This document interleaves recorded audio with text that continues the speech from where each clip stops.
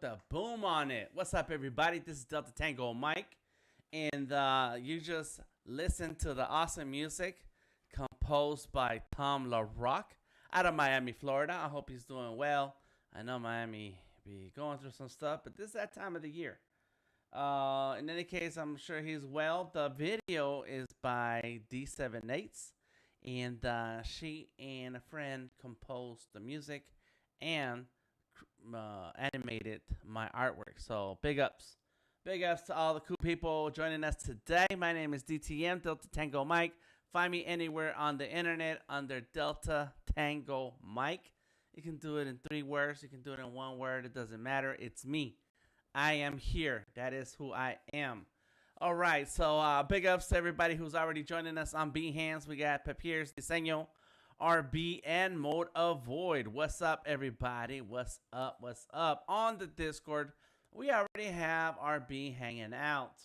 And so if you are interested in hanging out in the Discord and having your voice heard, getting into the conversation, come on in. The mic is open. Okay, what are we working on today, Dan? We're working on taking over the world one drawing at a time. And this time, we're going to go with vectors. It's time for some vectors. Let me see. Did I miss something? Somebody. They'll be all right. Cool. It's time for some vectors. So we're going to work in the iPad. And the question for today is, do you like drawing on your iPad, and why? Why do you like drawing on your iPad? And let me double check that we have audio on this side. Let's see. Am I talking? Am I talking? Okay, cool. Yeah, double checking that we have audio on the other places that I'm not paying attention to. like the Facebook. Let me check on that right there. Boom. And then I'm going to share my screen. So the question of the day is, do you like drawing on the iPad? Yep, we're good. Do you like drawing on the iPad, and why? And there's been a whole lot of apps that have come out in the past few years that makes the iPad an amazing device. And so with that in mind, that I am going to go ahead and share my screen. And that's not the screen, Dan. Where is my screen? I think I got rid of it. Let me see. This is what happens when you go live and you don't pay attention. All right, USB. Gotta click on that and let's see what. There it is. USB video. Is it plugged in? Yes, it is. There it is. That's my iPad. What's up, iPad? There's so much stuff. I don't even like any of these things here. So let me fix that. That's how it goes, you know. And you know what's gonna happen? Behance gonna say, hey, that's a great thumbnail right there, Dan. I'm like, that's not a good thumbnail. But anyways, I need to go back. I need to dedicate like a whole stream just for my thumbnails. Yeah. That's gonna be coming soon because I need to adjust thumbnails on my streams. All right, so we're gonna open up Illustrator. We're also gonna open up a couple of windows. Boom and boom right here. We got it. There we go. We got our closed captioning. Yes. What up? All right, brother. Talk to you later. All right. So there we go. We got closed captions. We have my iPad screen. Okay, I'm happy now. I'm happy. Let's go ahead and close all these open apps and put on our super glasses. Da, da, da, da. Let's see, what is that? That's that. Good. We're good. Cool. All right, it is time to draw with Illustrator. There we go. Let me put on my glove. Gotta wear my glove.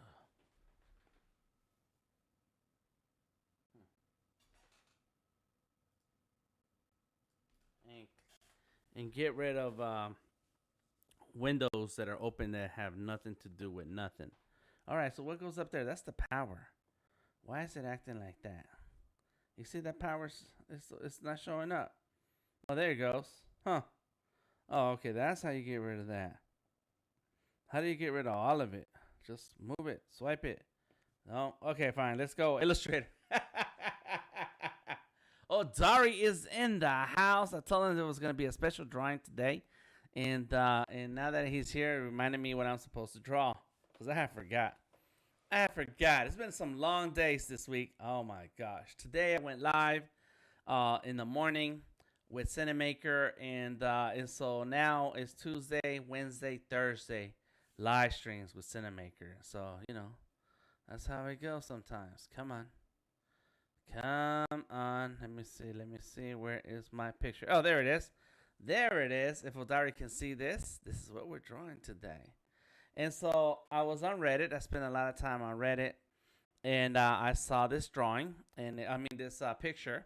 It is a child dressed up in his Boba Fett costume. And posted by Tortuga Bueno on the Star Wars subreddit. So once I finish this, I'll go ahead and post it and let him check it out. Huh. And so I like how this child looks because he's got the big head and little body, and so we're gonna see how it goes with that. All right. Oh, we got some comments. Look at that. What up, though? Says Dari.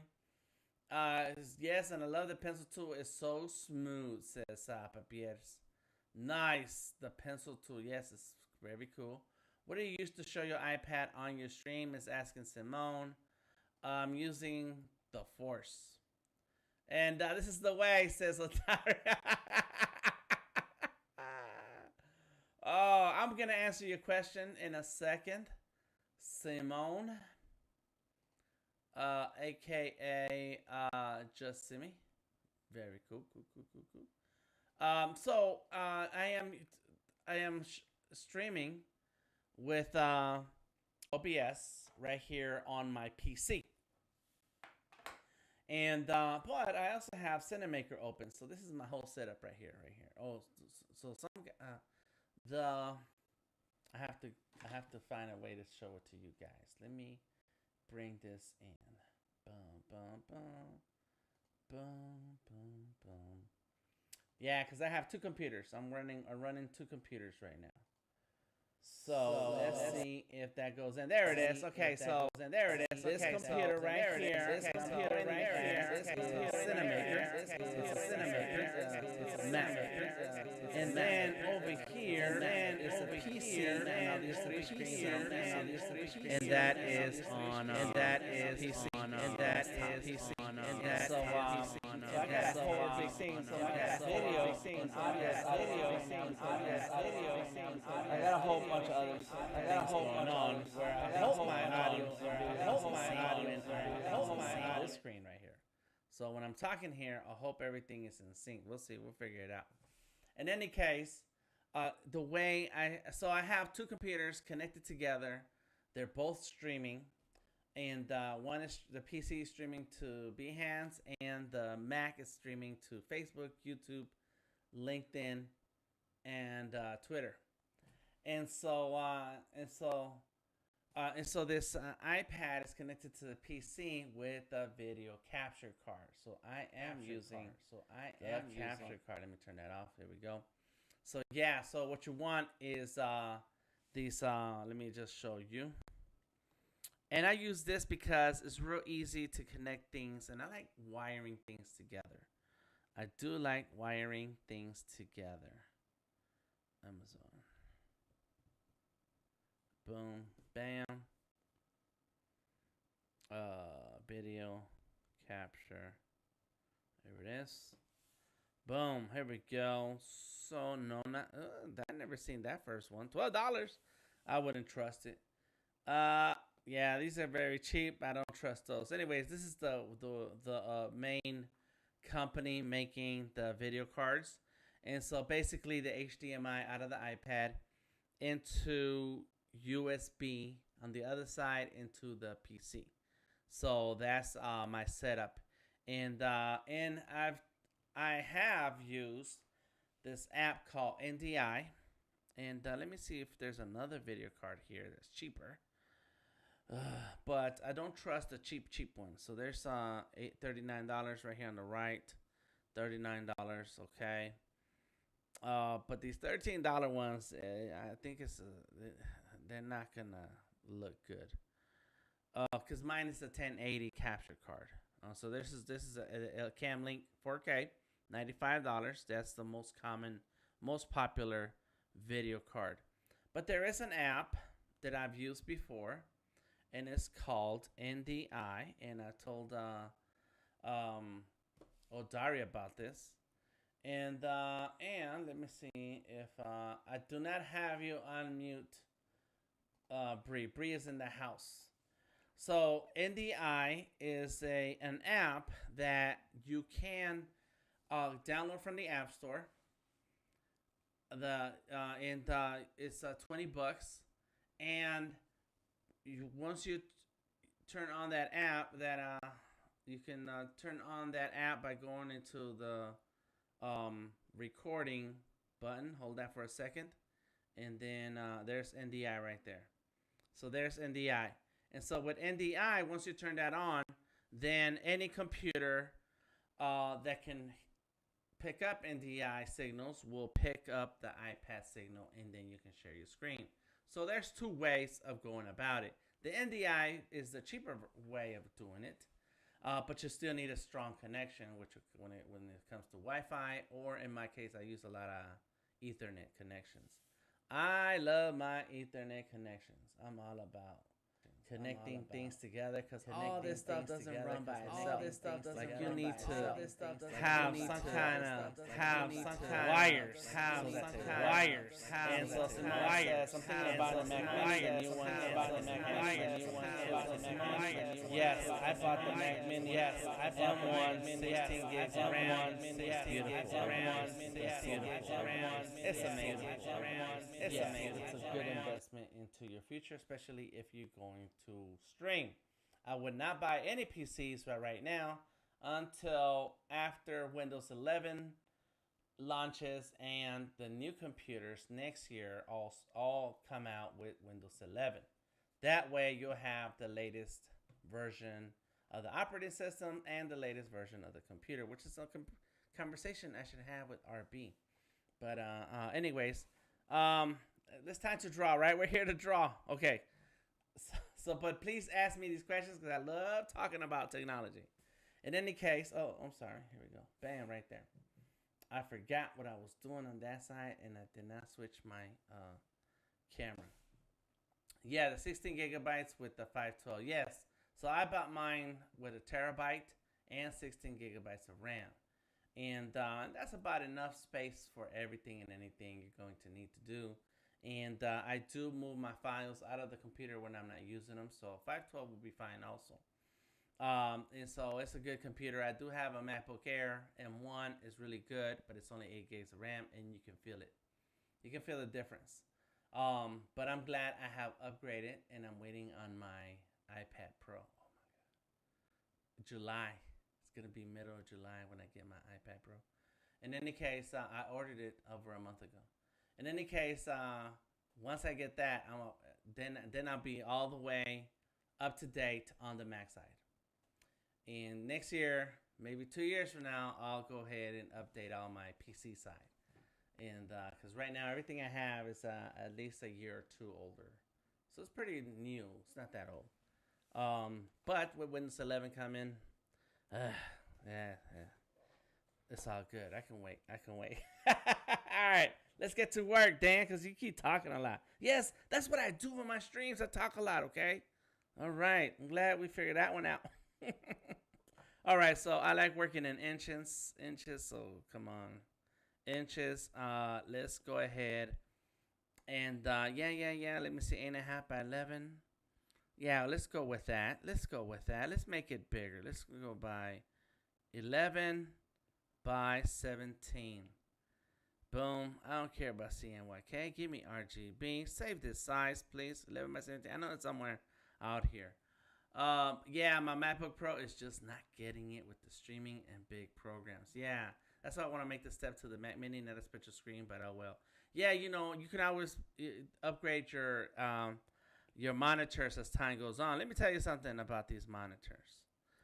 Is that Okay, there goes create file. I clicked on it and nothing's happening. That's okay. Is that you can slowly upgrade your monitors. I have bought and I'm using one of those monitors now, and a monitor that I paid $10 for. I was out in Hilton Head. I love thrifting. I go thrifting all the time. We were just thrifting last week, my wife and I, and she found a coffee table, beautiful coffee table, for $20, and solid wood. Oh my god! And a little table she's gonna paint and for our grandchildren. And so I love thrifting. I love stopping at Goodwill stores. And so I bought this screen right here. It's a 1050 screen. I never heard of 1050. It's not 1080 and it's not 720. It's 1050. That the resolution. It works okay. It's on my Mac Mini. It's all right. It does the work that I need to do. I do have a 1080 Acer. It's a few years old, but it still looks pretty and it's shiny and it does the job. So as time goes on, I'll upgrade the monitors. I'll go ahead and get a curve. That's what I want, a curve. But I'm waiting on my iPad. I already spent my money on my iPad, so it's gonna be a while before I get that curved monitor. But the point is that you can move slow through the upgrade process. The most important part is to have a strong computer. You have to have a strong computer. Yeah, I'm having a garage sale this weekend, says Odari. All right, I'll take your monitors, man. I'll take wires and cables. Okay, so what's going on here, Dan? We ain't done nothing. Let me show you something. Look, you can rotate canvas on Illustrator, and that goes for Illustrator the desktop and Illustrator on the iPad. You may even use a TV for it. Yes, use a TV. You don't get the same clarity on a television in the colors, but that's okay. I've worked with TVs for a long time before I started investing in monitors. Okay, so this is a Adobe Illustrator on iPad for beginners. Number one, it's if you are part of the Creative Cloud, it's free to download the Illustrator on iPad. And so let me just get out of there. It syncs to the cloud. Okay, so whatever you do on Illustrator on the iPad, it will sync with desktop. And the great thing about that is that you don't have to you don't need a thumb drive to move a file. You can airdrop it if you have a Mac, but you don't have to do any of that stuff because Creative Cloud is already doing it for you. So that's a big deal right there. Okay, that's a big deal. So now there's new updates all the time in Illustrator. I was just talking to RB, and he says, yeah, it's not the same. It's not the same Illustrator on desktop as it is on iPad. It's like, no, but there's updates all the time. Here I have access to a different Illustrator, and I'm telling you, bam, there it goes. I am testing out some things. Okay, cool. Share feedback. Bam, bam, bam. So right now we got additional export controls. So you can set your resolution, choose the artboard and sections for export, that's a desktop thing. We use that. Use the share button to start, then export as to define export settings. What? Blob brush, taper, and enhancements. What? That's good because I like using the blob brush. Transparency grid, interesting. I like that because sometimes you want to line things up. Illustrator template file support, that's cool. I don't use it as much. And then coming soon, sketch to vector, kind of like image trace. Improve precision, variable with strokes, enhanced brushes. Oh, enhanced brushes. If they could just bring in some of those fresco brushes, effects and appearance and more. Boom, you can suggest a feature. I'm part of this thing imaging here. All right, so here's my work. And RB says, or if you have your own server, you don't need cloud support. Sure, you don't need cloud support, RB, but you're going to be paying for that bandwidth. You're going to be paying for it. Okay, so now, this is a different account right here. Cancel that. Hold on. Cancel. Account. Okay, I know. Okay, so this is the Creative Genius. Oh, yeah, so I got things all mixed up around here. I got two accounts. Let me see. This is the Creative Cloud, and I'm in my Delta Tango Mike. Oh, interesting. So that's cool. Cause on my Dan that Creative Genius, that's what my account is for Illustrator pre-release. All right, let's jump back into where we were. There it is. We have my regular Illustrator account. Let's go ahead and work on it. Let's see what they got going on in the Discover tab. Oh, me, they have me. I'm live right now. I could probably play this. Is it gonna break the internet? Let me see. You can you can watch my live stream right here, right now, on the Illustrator on iPad, and leave a thumbs up. Look, there it is. Bam! Put a thumbs up. That's crazy. All right, so I'm live. There's a lot of live streams that you can check out, and look at this awesome artwork. Oh my god. Oh my gosh. Adobe Korea and they some. Wow, look at this artwork. I don't an Illustrator. Let's give him a thumbs up. Wow, where is his profile? Oh, project info. Dayson, let's go. Oh, I am following him already. His artwork is amazing. So there's a lot you can do within the app. But let's get back to work. We're here to do some work, Dan. I know Dari's waiting for Boba Fett. Okay, so here we go. Let's go ahead. So I set up my document. I made it 11 by 17 because I want to do a poster. Let me go ahead and name my document. It's called Boba. Boba Bit. There we go. Bam. And so I just renamed my file. So there we go. We're in Illustrator on the iPad. This is an iPad 2015 12.9. So this is the big one. This is the main iPad Pro that came out a long time ago in 2015. That's why I get to buy a new one. And don't you know how anxious I've been walking around every day thinking about my iPad Pro that's on its way. Still not, they haven't shipped it yet, but 6 to 8 weeks. That's what when I ordered it, because I ordered the big one. I ordered the biggest one they got. Okay, here we go. Boba Fett. Bam! That's it right here. I like I said, credit to this picture goes to Tortuga Bueno from the Star Wars subreddit. He said that's his son. And so he's got the cool pose. He's got the shoulders back, the arms down, got the leg, the Captain Morgan leg, propped up. Boom. And he's looking down like, what's up? What you going to do about it? So there it is. I brought in the image by going into my import image icon on the left-hand side. Can you guys see that? Yes. Okay. Cool. We have, when I imported it, it came into layer 1. We already had layer 1. So now I'm going to select layer 1 and go into the settings or properties, excuse me, and turn down the opacity to about right there. Now, I am going to do 2 drawings, okay? So that way we get a full feel for Illustrator on the iPad. And so I'm not going to go over all the tools and tell you what they all do. We're going to use it. We're going to put it to work. So that way the tools that I use, you'll kind of know, what they do, what they're for, and how to use them. So we're not going to go over the whole app. There is a whole lot of things in this app already.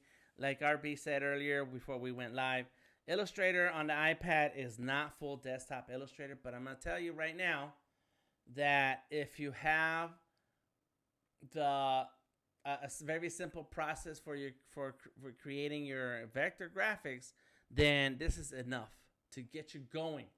This is enough for anybody to get started. But for some of us, this could be enough for finishing a full project. And so let's take it down that road and see what happens, okay? You should get familiar with it. All right, Odari says, yes, that's right. Simone, getting the Mac Mini seems like in August, September. If I also get the part-time job, because freelance isn't doing it yet. Well, tell freelance to come on with it, because we need money. Tell freelance, say, hey, freelance, I need some money so I can get that Mac Mini. Boom, boom, boom. You are in. Everybody go check out Simone's Behance and give it a like. I'm going to go ahead and give it a follow. I like that little bird, the little cardinal bird. Let's go ahead and give it an appreciation. There's the other birds too. Looks like a toucan. I don't know the names of these birds. There's a blue-green bird. And then there's a little brown bird. Could be a wren. We have lots of wrens around here. Then a blue bird, and then a white bird, and then a little green bird. That's cool, cool, cool. I like that. Those are cool birds.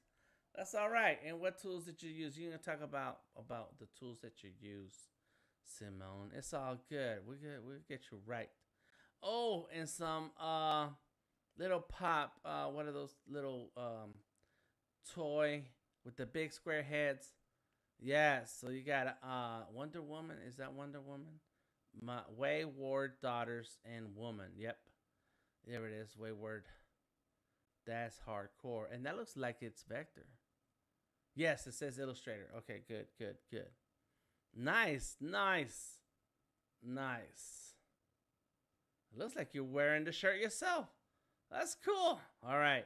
All right, so everybody go check out that profile and say what's up. What's up, Tamika? Hey, hey. I know I'm spending a lot of time talking, and I need to get to less talking and more drawing. Okay, so I locked that layer. I don't need to use that layer. I like locking my layers. Oops, I didn't mean to do that. Forgot. I like locking my layers so that no matter what happens, I will not mess with that layer. That's what that's about. Okay, we lock that layer. There's a little lock it, and so I can name this layer, and I will name this layer photo. Boom, got it. Next layer. So I'm gonna do two drawings. One is gonna be line drawing. The other one is gonna be only colors and no lines. And but I'm not gonna finish them because it's gonna take me a long time if I finish them. So we're gonna do enough today. And I want to let you know that as I keep streaming week after week, I'm gonna start reserving some of these files in my Behance portfolio, in my Behance post, that you can then download some of this artwork. You can color it in, or you can open the Illustrator file. There is a upcoming subscription method system coming to Behance, so that'll be part of this idea, and we'll see how that goes. Just stay tuned for more.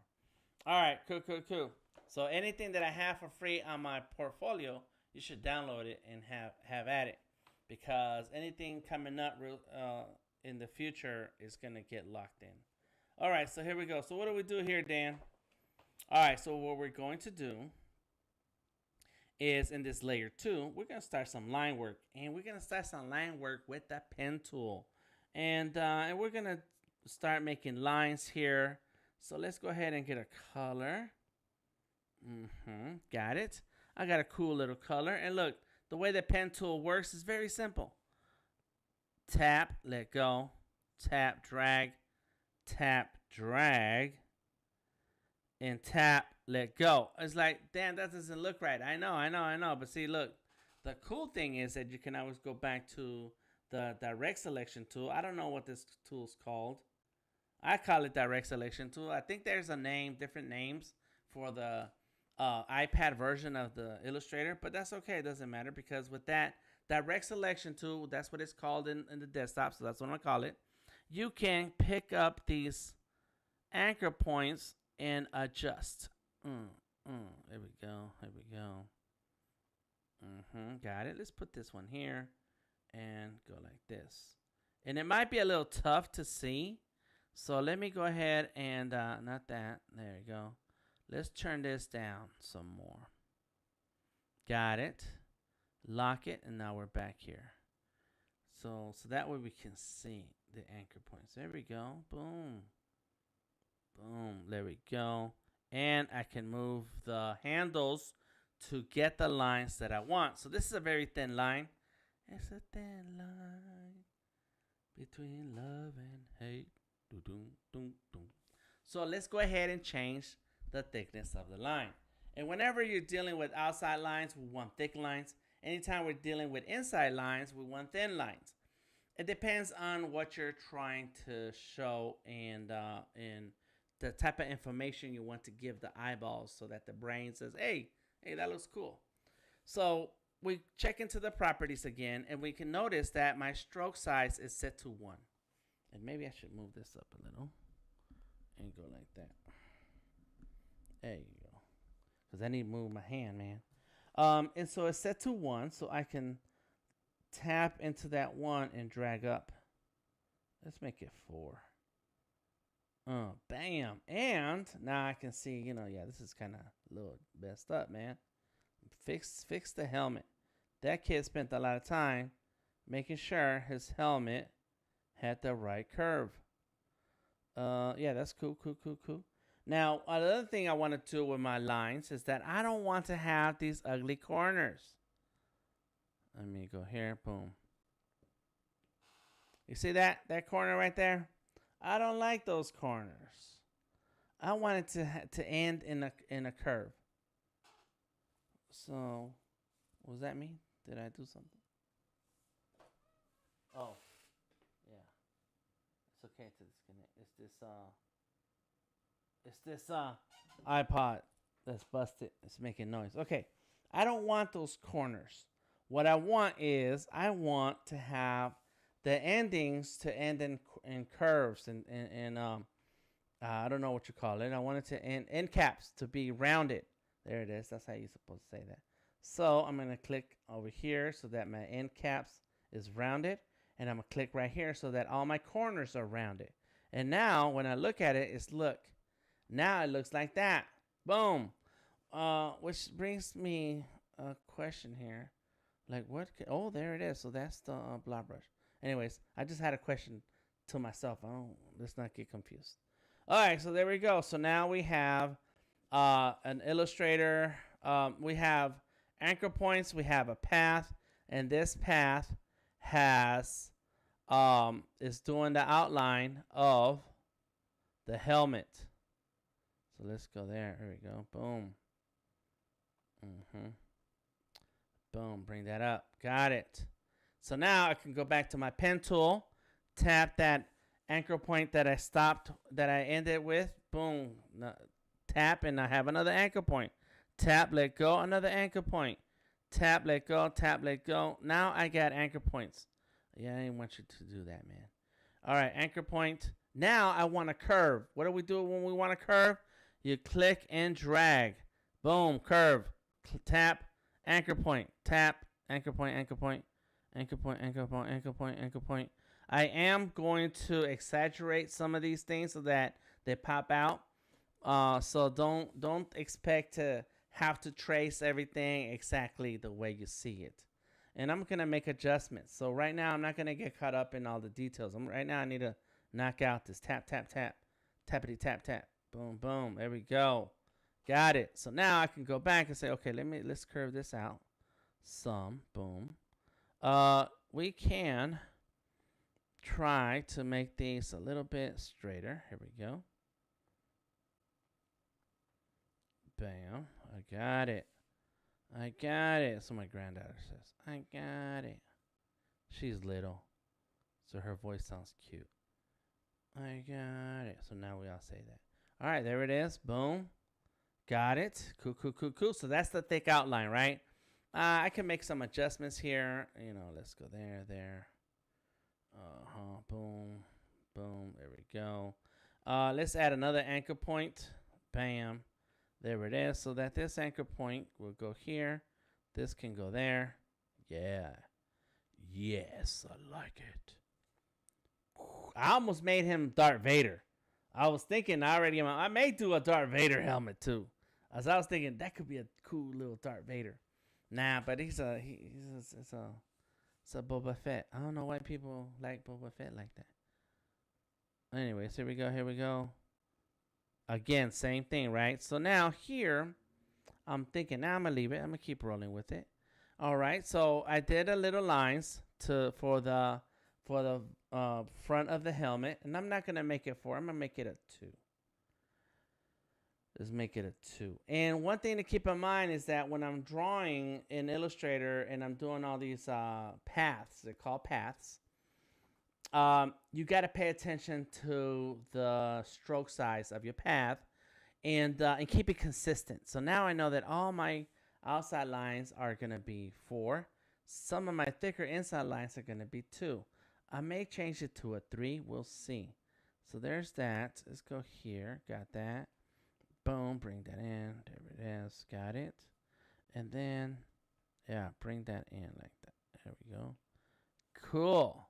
All right. Oh, and it's missing the little corners. So there it is. Got it. Go there. Select that anchor point that I started with earlier. Click and drag. Boom. Boom. Click and drag. Boom. Bam. Oh my God. I'm glad you answered the question, Odari, because I think you guys are weird. He says people like Boba Fett because this is the way. Is that why? Is that why people like Boba Fett? I don't know why people like Boba Fett, man. Anyways, but I'm glad you answered because I don't know. I don't know why. It's just never. I'm a Darth Vader fan. Darth Vader is it. That's it. That's it, man. Once you hear that sound, like at the end of Rogue One, oh my gosh, like that's it. I watched the whole movie. It was a good movie. It was that's right. RB says, there you go. You asked for it and it's already provided. It's a good movie. It's a great film. But that ending when Darth Vader shows up, it makes the whole thing worth it. It's like, yeah, that's Darth Vader. Yeah. All right, so we got this line work. Now, another thing I want to say about the line work is that you want to start on a large canvas so that these numbers make a difference. Sometimes when you start on a small canvas, let's say 5x7, 3x3 inches at 300 dpi, you want to go at, your stroke starts at 1. And now you're like, okay, I need a thinner line. So you can choose, you can type in 0.5, 0.25, and that's it. And it's like, oh man, I need a thinner line. So you start typing in 0.0625, 0.03, and it's like, no, that's a lot of decimals in math. So if you start with a larger canvas, then you can use full numbers when you're outlining your drawing. So that's a tip right there. That's a little tip. All right. Cool. Boom, bam. Got it. Nice. Cool. All right. So now let's go ahead and do this part of the helmet. Bam, boom. All right. I like that. Oops, don't want that. Select that side, that anchor point. Bam. Boom. Here we go. I like it. So now we have the inside of the visor. I think that's what you call this, right? The visor. Looking cool. All right. I need a curve here. So let's just add an anchor point. Here's a tip. Anchor point. It's a corner anchor point, right? Look at that. It's a corner. So what you do on Illustrator on the iPad, and this is something really cool. What's up, Notorious B? Joining us on YouTube.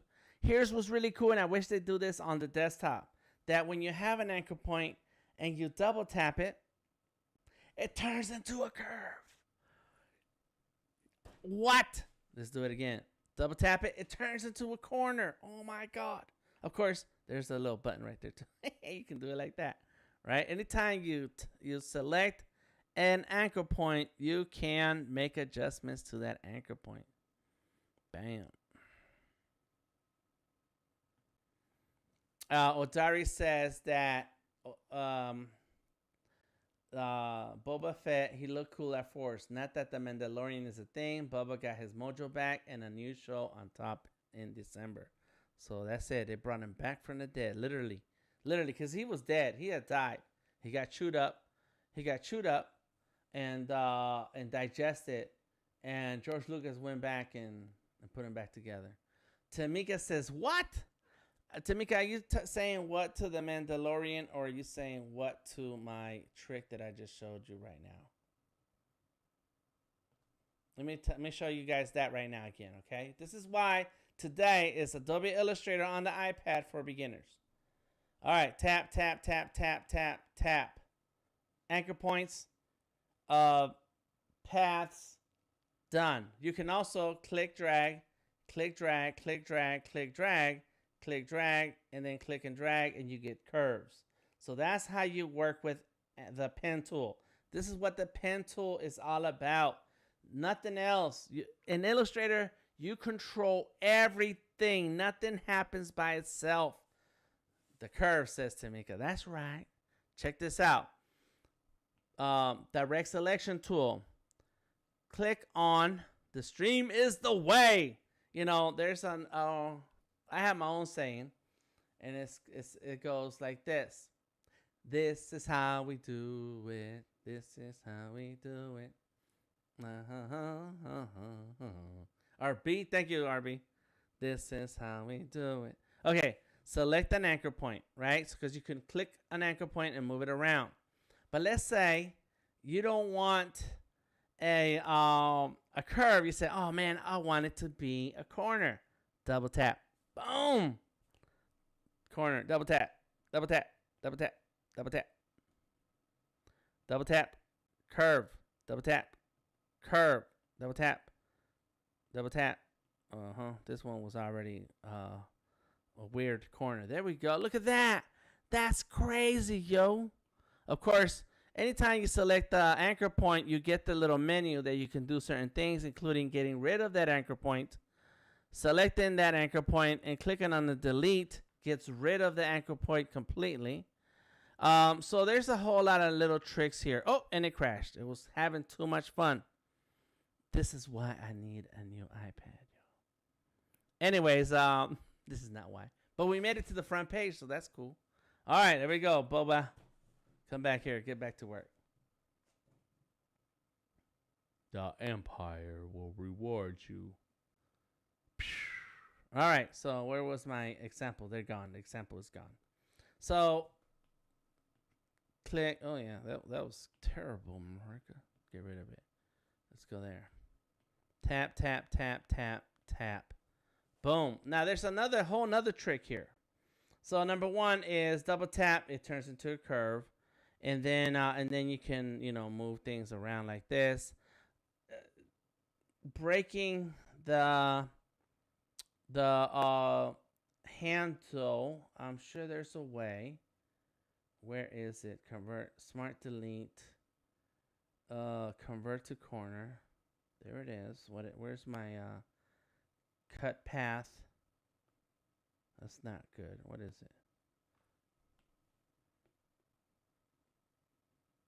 There it is. Boom. I cut that path right there, which is cool. I always needed that. But you got to select the anchor point, cut the path. Got it? And now they're separated. But what I was looking for is that's one thing they don't have just yet is click, drag, click, and then click, drag, and there it is. So now you have a corner with a curve, but the curve is controlled by this anchor point here. There's a few tools missing. When you're on desktop, if you do click, drag, click, and then you can, from there, click, drag, you can come back to that same anchor point and then drag out. It'll give you one handle. Click, drag, I can come back. Oh, there it is. And so now it does this way too. Where you can, let me show you again. It was fast. It was too fast. Click, drag, and then I have two handles, one on each side. So I come back to that anchor point with those two handles and tap, and now I got rid of one of the handles, and then I can do click and drag, and bam. Now I have one handle on this one anchor point. And if I want to control that curve to the right of it, I have to use the anchor point after. Well, on the desktop, there is the, what's it called? Anchor point tool. It's I forgot what's the name of it. And so it's part of the pen tool. And with that, you can it'll do it'll turn a corner into a curve and a curve into a corner, but it will also break up the handles so that you can create a curved corner. It's weird. It's crazy. It's amazing. That's a curved corner. That's what I mean by that.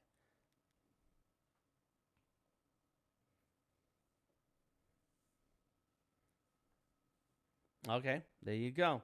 RB has said it. What was that in the first episode? What was the guy saying? I have spoken. There. Thank you, RB. All right, so now we're gonna keep rolling. So boom, boom, and you're like, wait a minute, Dan, that looks messed up. And no, it's messed up looking. All right, so we have a line. I got my new line here. Boom. But let's fix that line weight. Make it a 1. Curve it. Boom. There we go. And so now that looks like it's the inside. Like it's actually inside of that opening. Boom. Bam. You know what I don't like about this helmet is the MF Doom. It's the MF Doom thing. I never got into MF Doom. I don't know what MF Doom is all about. I don't even know what Jay Dilla is all about. But in any case, this gives me MF Doom vibes. All right, let me go ahead and get rid of one of these corners and just go like this. What up? How you doing?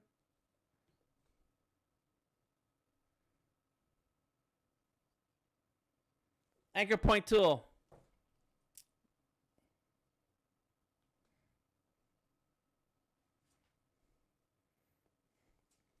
And add a point, correct.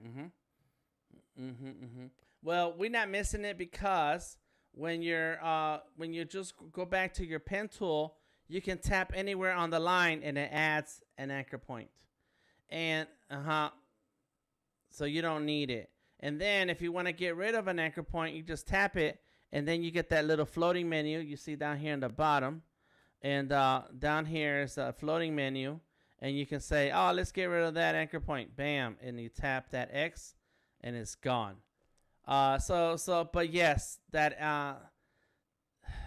at least the what was that you say? The anchor point tool. I forgot what we called that other tool. That tool we need, because you always need to make adjustments to a corner, to handles. You always need to make adjustments. So it's slowly evolving, but it'd be nice to see the pen tool and then the other tools that go with it.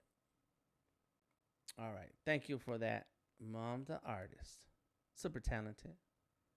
All right, let me get back to where it was. There we go. Cool. I like how this is kind of pointing this way.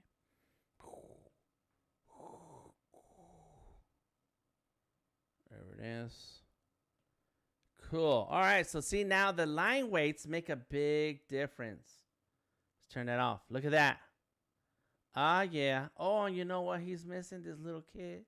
He's missing. Oh, no, he does not missing it. It's there. It's there. Anybody listens to the Gorillas? It's there.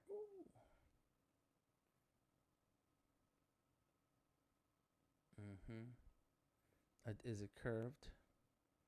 Bam, let's curve it. Got it.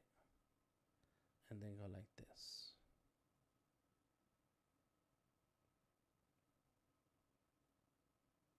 Bam. And then I'm going to select all 3 of these. One thing we do have is the Pathfinder tool. Boom. What are we going to do, Dan? We're going to combine all of this. Bam. Okay. I don't care about the shape builder.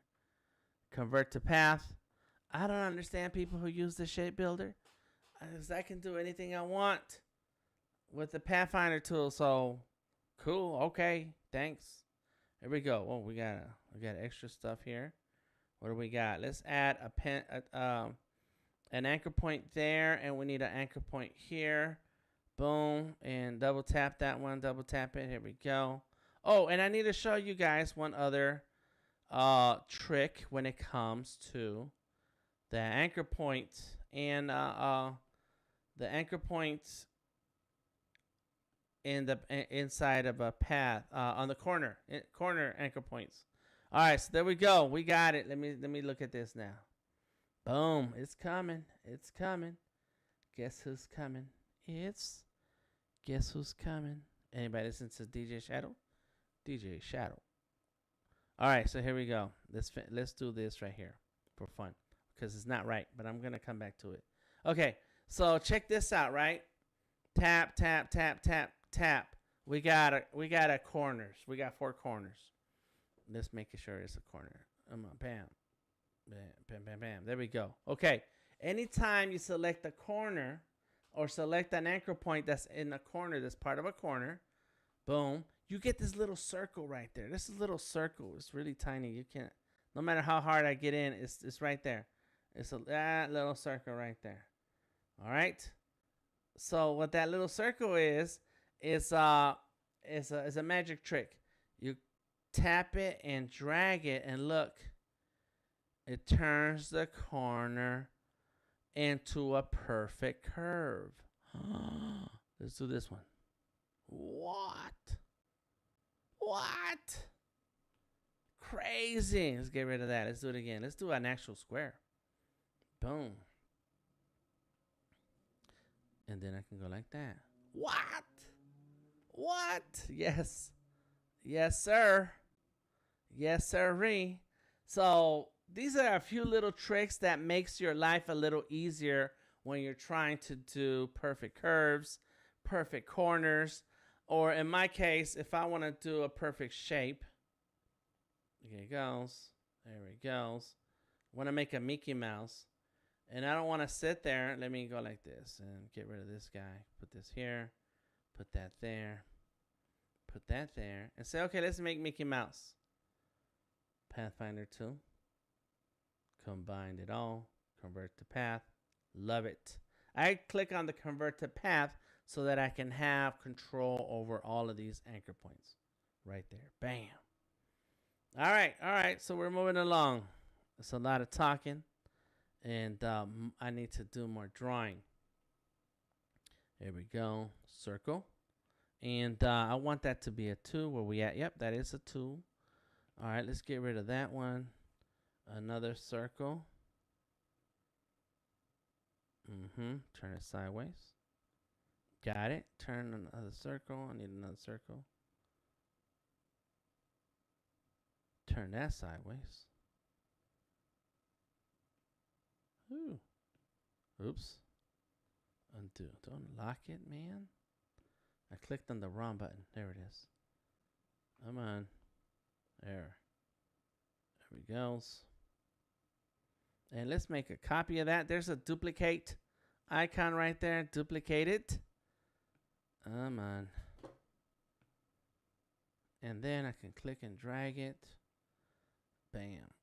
Boom. There we go. All right. Yes. So we have the helmet. Turn that off. That's all right. I think that'll go.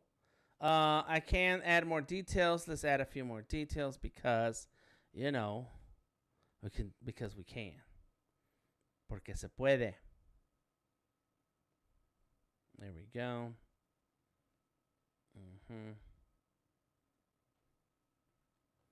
Boom.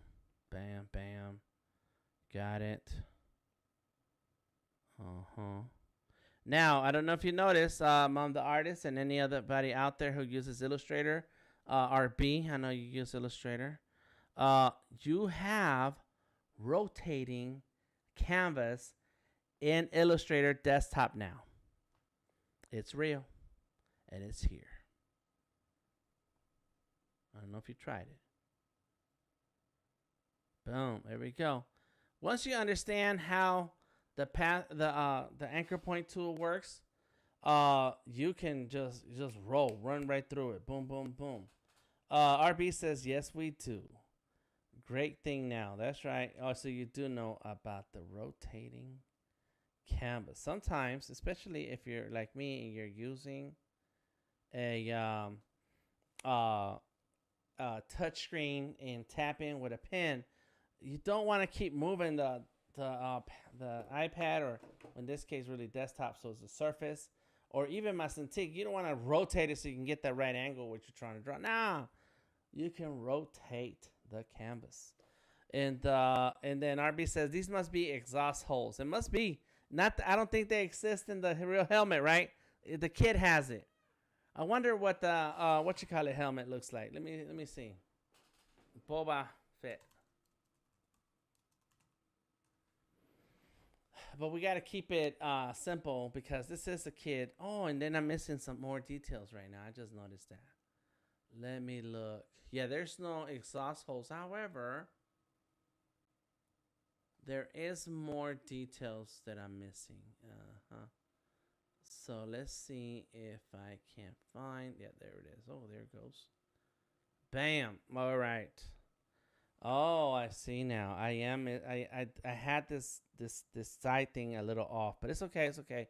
We're gonna keep rolling with it, and I'm gonna tell you exactly what I just saw. All right, more pen. Tool. Let's go like this. Mm-hmm.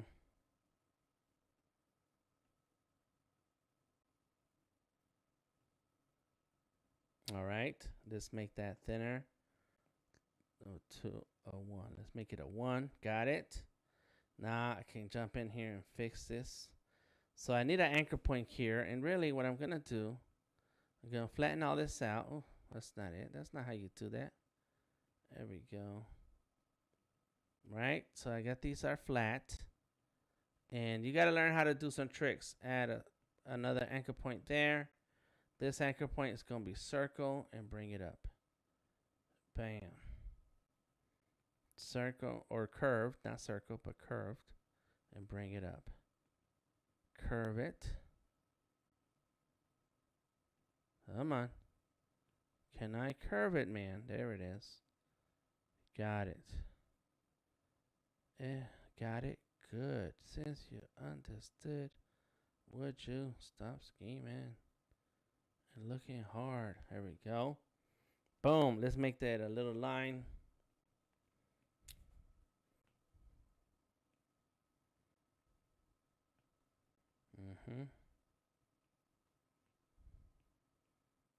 Boom. We're just gonna add extra detail that the original wearer of this helmet does not have in their helmet because it's cosplay, you know. Boom. And he's a little kid, so I don't know. He's having fun. He ain't checking whether or not this cosplay is authentic. Oh, okay, so there's the other lines that we're missing here.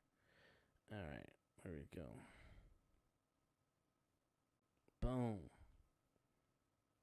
There we go. And let's make another line here because I see a line there. So just make it. And then,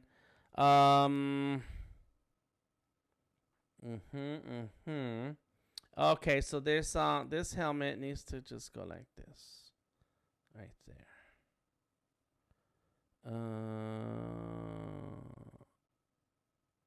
looking at different helmets. Now I should just go like that. All right, let's go. That's it. Got it. Let's make another line here. And you can always adjust the anchor points. Cool. Now this helmet has screws. We're not gonna do the screws. And but that's it. That looks pretty legit. His helmet is very round, and I mean we could try to make it more of a corner. Give it a. There you go. There it is. How's that look? Ah, ha, ha, ha. Let's go there.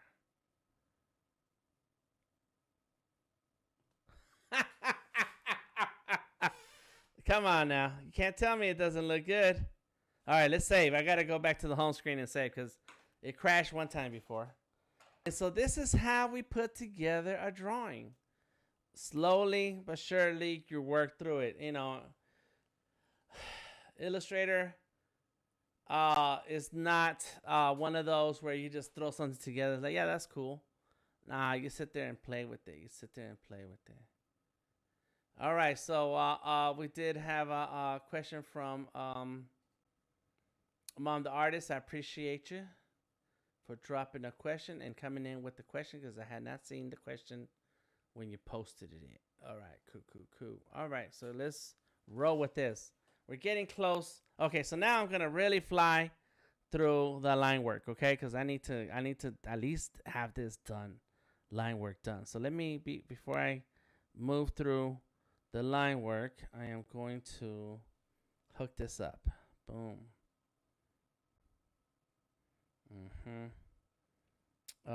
Let's see. Let's go like that. Oh, I didn't mean to do that. Did I do that? So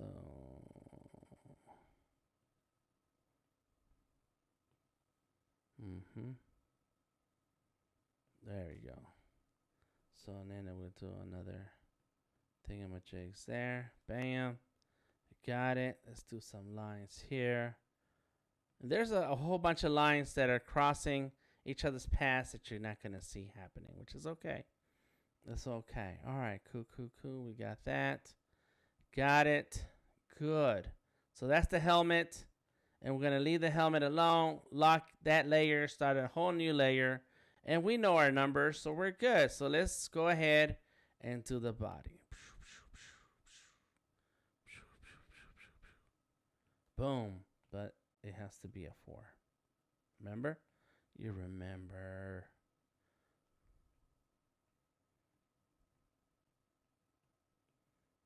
Boom. Here we go. So let's get this kid gloves.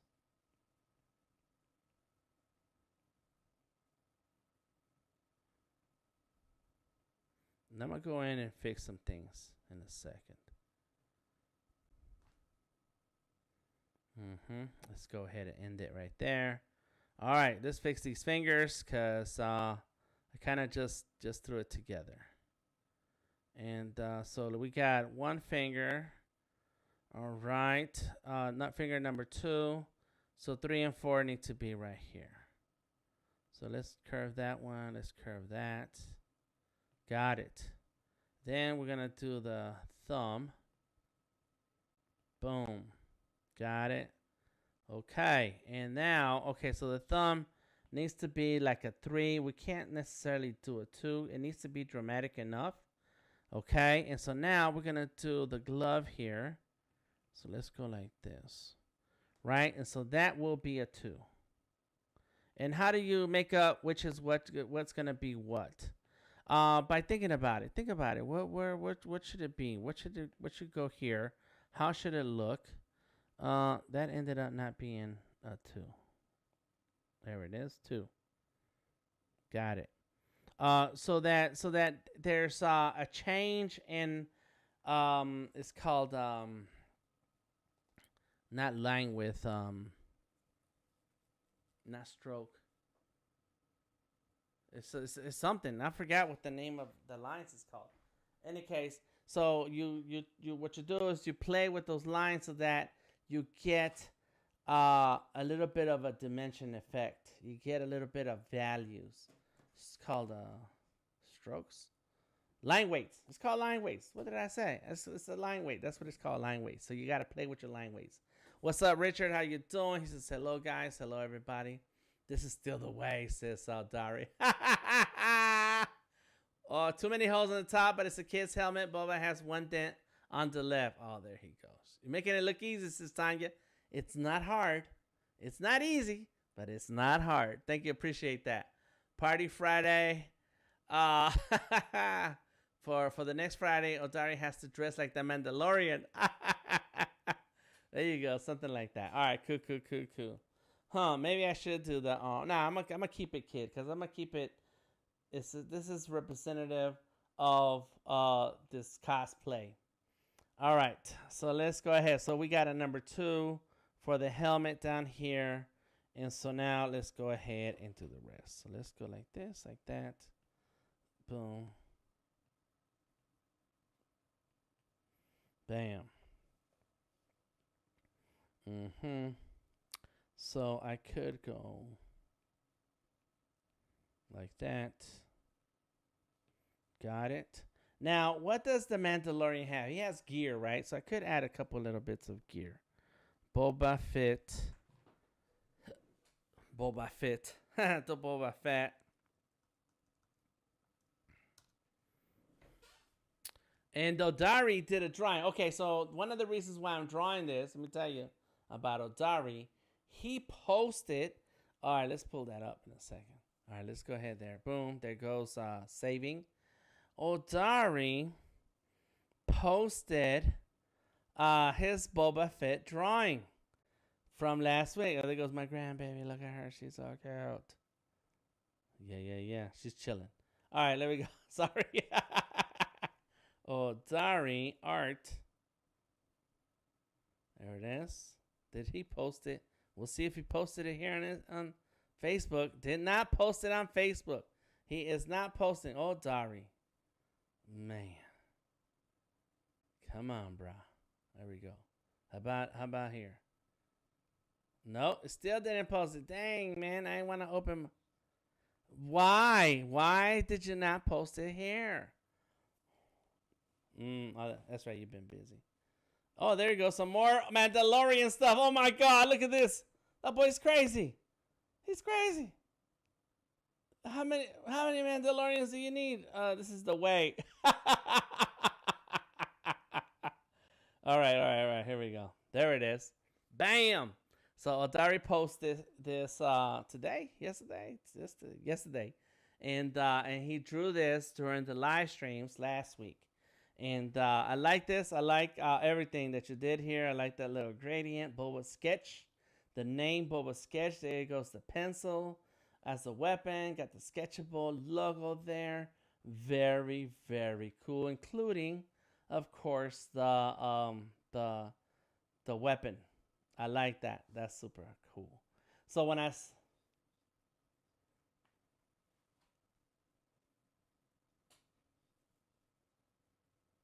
oh, he's got 2 pencils. You're right. I didn't notice that. There it is. That's right. There is a pencil and the Apple Pencil.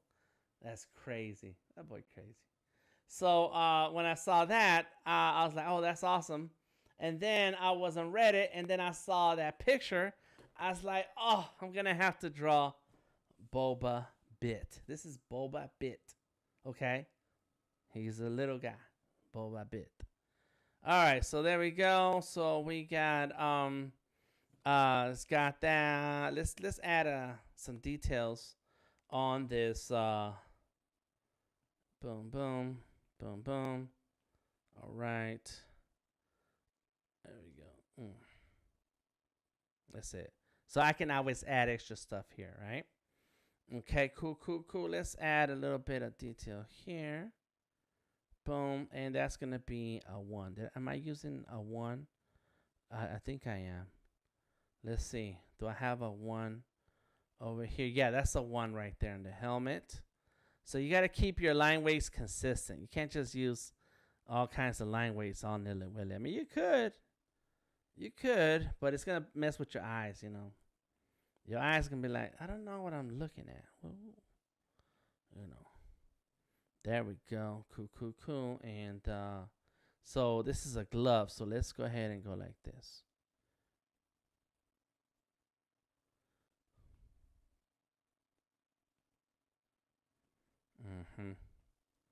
And we're going to go like that. And go ahead. Go like that. Come on. Bam. So we got little finger bends. Nice. Let's go ahead and connect that. So it looks like it has a glove. He has a glove.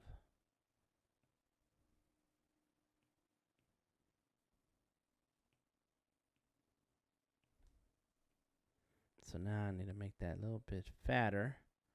Bring this out a little bit. Make that fatter. Boom. There we go. We got fingers. We got an arm. Got a gauntlet. And now let's get back over here. And let's go ahead and do the chest. The chest piece.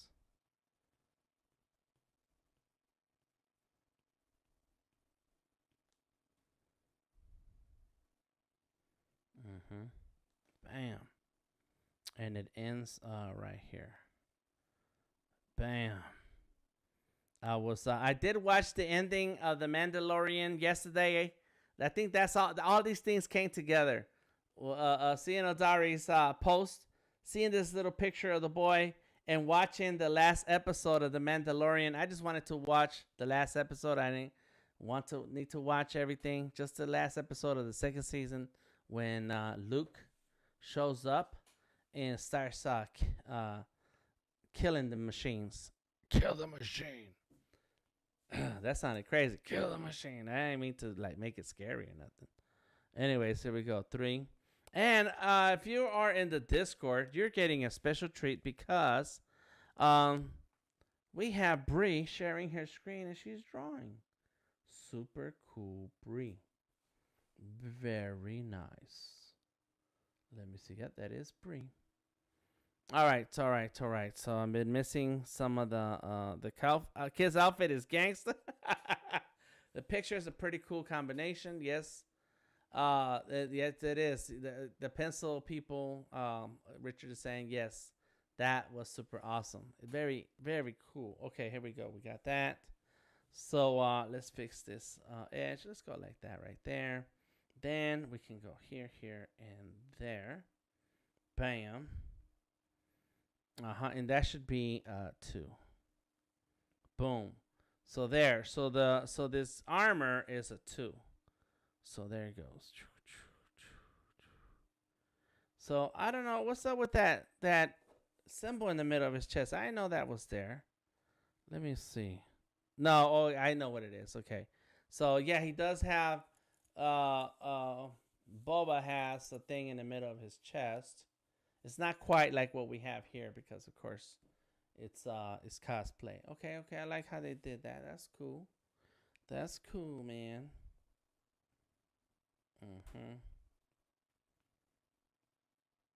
Bam. All right. So let's go there. Boom, boom. Boom, boom, boom, boom. Boom, boom, boom, boom, boom, boom. Bam. Now, I did notice this little curve right there. I didn't see one on this side unless I missed it. Let's turn it off. No curve there. So it looks like it's just the cut is off on this side versus this. Oh, it probably bends in. I don't know. It might be just a little mistake. Even though it's hard to tell what is happening right here. You see how this side is just kind of a corner, but this side has a dip in the corner. And I like it. So I'm all right. I'm gonna roll with it. I'm not gonna. I just don't want to miss details if it's there. You know, if it's a detail that's there, then I want to make sure it's in there. So let's go like this. There we go. And then this one is gonna go. Actually, let's do curve it. Give me a curve. And then I will add the dip. Dip, baby, dip.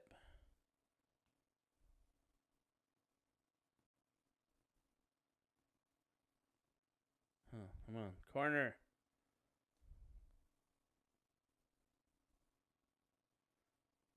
There we go. Let's go ahead and bring that in. You know, after a while, you do start paying attention to little things like, is my eye playing tricks on me?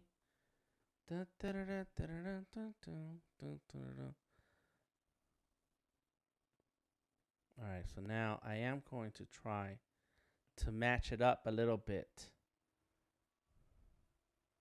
Uh-huh.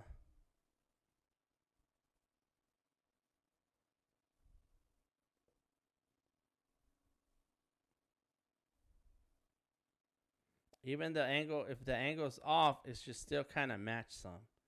So that's what I'm doing here. Oops. There we go.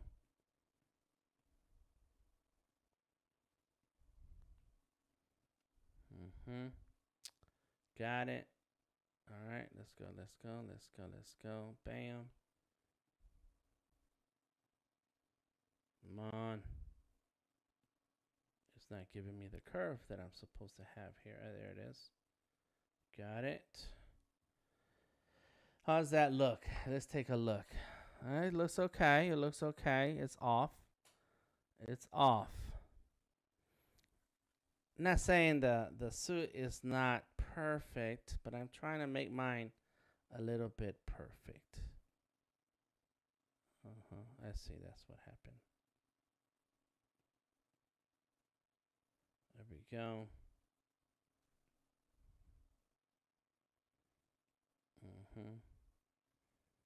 All right. Cool, cool, cool. All right. Spending too much time on the little stuff, and I need to keep it moving.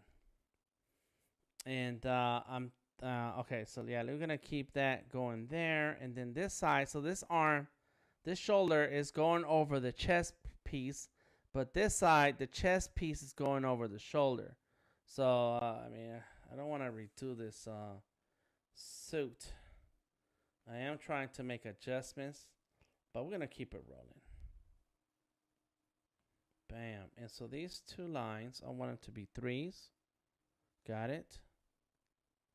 All right. Got it. Oh, yeah. Uh-oh. Too far. Come back. Baby, come back. There we go. Boom. That's the shirt. There we go. And that's a 3. That's a 3. Got it. Good, good. That's a 2. And I'm just hopping around everywhere, right? Oh, and there is a logo on his chest. Interesting. All right, all right, all right. Uh-huh.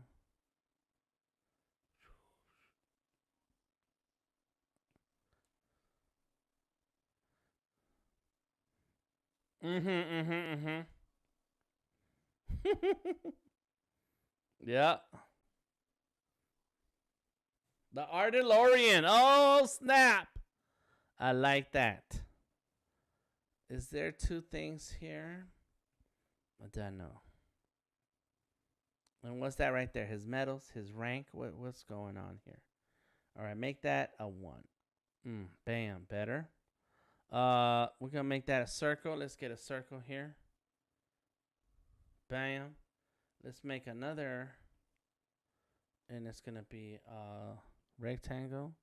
And we're gonna put that rectangle over the circle. And boom. So let's erase the circle that's inside of that square or rectangle. And let me see if I can see what that is. What is that logo supposed to be? Can't see it.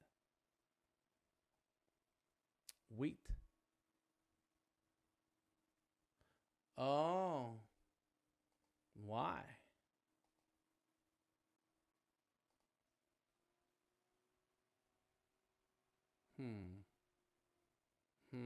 Interesting. I'm trying to get a good clean shot of that, and it's impossible. I'm on Google. That's what I'm looking at. Google, you ain't got no real answers. Yeah, that's right. It does look like a circle, and then like a moon, and yeah, it is like a wheat. So let's go ahead and make that. All right, let's do it. Don't be lazy. I don't want to be lazy, but I sure don't want to like do so much that. Oh, I know what I could have done here. Select those 2. Yep, right here. We're going to Pathfinder. minus the front. Convert to path. Got it. Next. Come on. All right. So now we're going to go here, here. I like it. And then here, here. Cool. And so now let's grab those two. Yep. Nope. Just these two, man. There it is. Duplicate.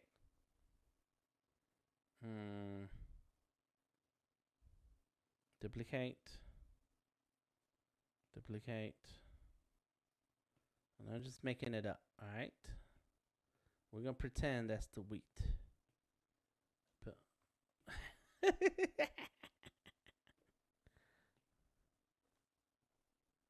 Come on.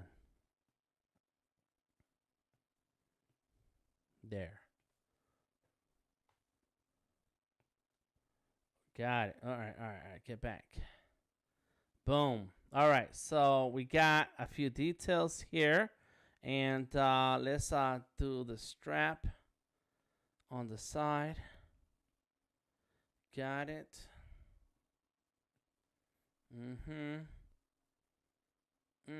Let's do a couple of lines. I need this little super thin lines. I'm on here.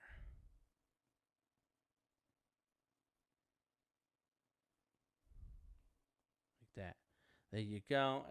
I don't know. I get caught up doing lines, and I shouldn't even be doing this. I get caught up with the details. Like, yeah, let's add some details. Because we have all night. I have other stuff to do tonight, you know. All right. Boom. Got it. Let's do another one right here. I got it. That's good. Boom. And, yep, we got the yellow shoulder. Oh, yeah, so let's do this here. And that should be like a 2. Got it. Yeah, it's coming along. I think it's all right. Boom. All right. Cool. Let's get that thin line. And let's make a thin line right there. It adds to the illusion.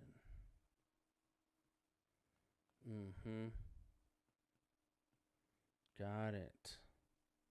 Yeah. It's looking cool. Now I got to do this side. What did I do on that side? I forgot everything I just did. I don't know what I'm doing. It's all good. Just roll with it. Just roll with it, Sarge. Got it. So now let's do the outside. And that's going to be a 4. Got it. Cool. All right. Let's do, okay, so he got his arm behind him. Oh, and then that's the gun. You see the gun on his arm. Oh, I see. Yeah.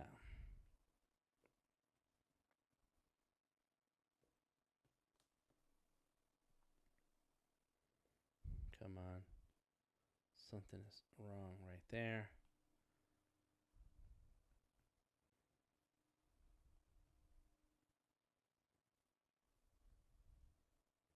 And then let's go there. Boom. Okay, so I'm going to do the torso and the legs in different layers. So we're done there. All right, let's get this thick line here. And go there. Boom. It's not as thick as it needs to be. It needs to be a 3. Cool. And then I can't see what's happening back here, but I am going to assume, yeah, this looks like a strap. We come strapped. There we go. Kind of like the Ghetto Boys. We come strapped. Is that a 2 back here? I think that is a 2. Yep. And so this is a 2, but I don't like that. So let me take a look and see what this is.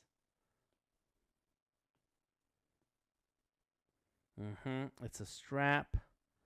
It's the belt that's connecting all of this down here. Okay, and then there's a strap down here also. So this belt goes like this, and it goes through the, it's holding those pouches. All right. Yeah, okay, got it. Cool. Lock it. Oops, not turn it off. Lock it.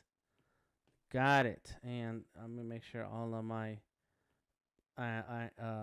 lines have the curved corners.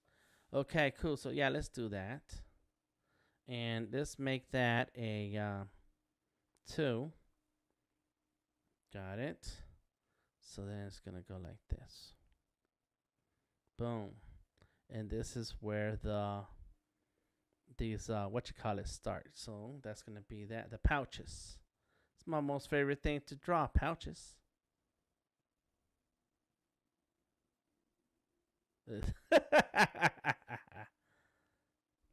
This is how we do it. There we go. Boom. Whisper.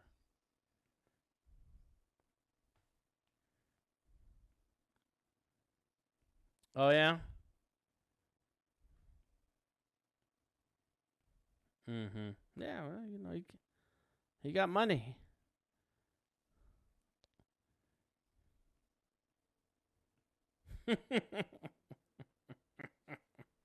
He's gonna get beat up a lot. I'm gonna tell you something. Just be prepared to cry.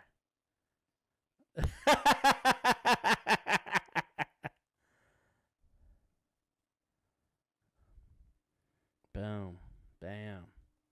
And so the cool thing about the anchor point and really Illustrator in general, besides it being a cool app and, you know, vectors, is that you can, whenever you draw a line, if you don't like it, pick it up and move it. Is the line didn't drop where you wanted it? No problem. Pick it up and move it. I mean, there is you can always go back.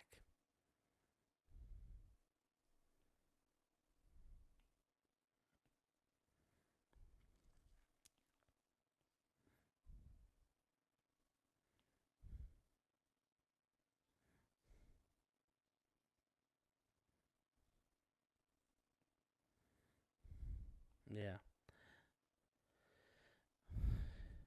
It depends on the project. So depends on who is this for. That will determine how I go about it.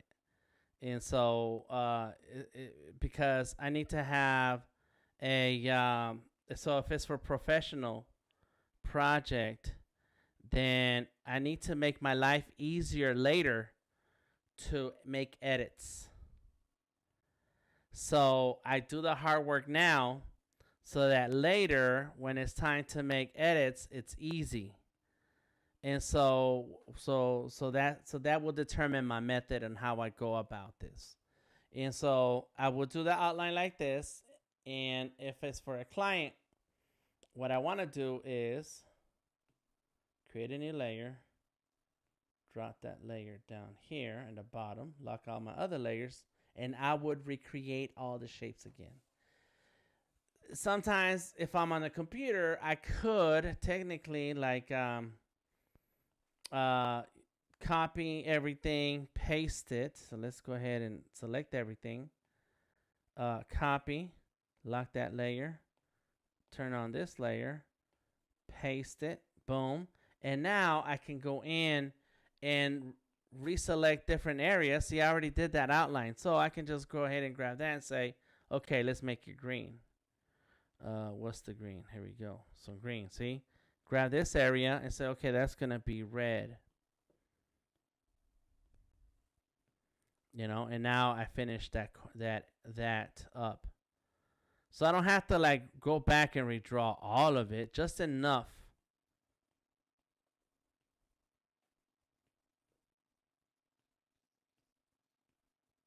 That's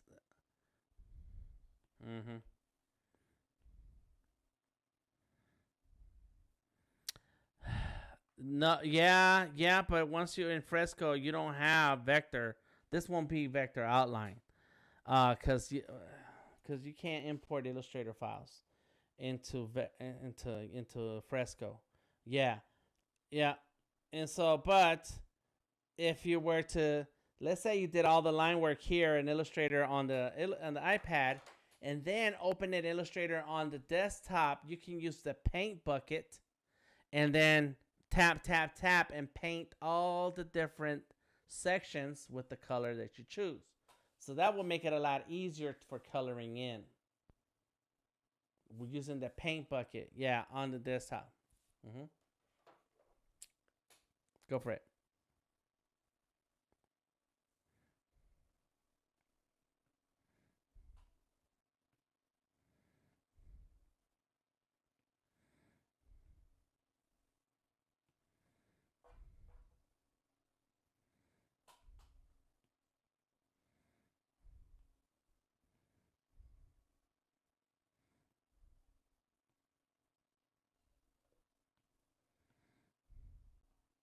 Mm-hmm.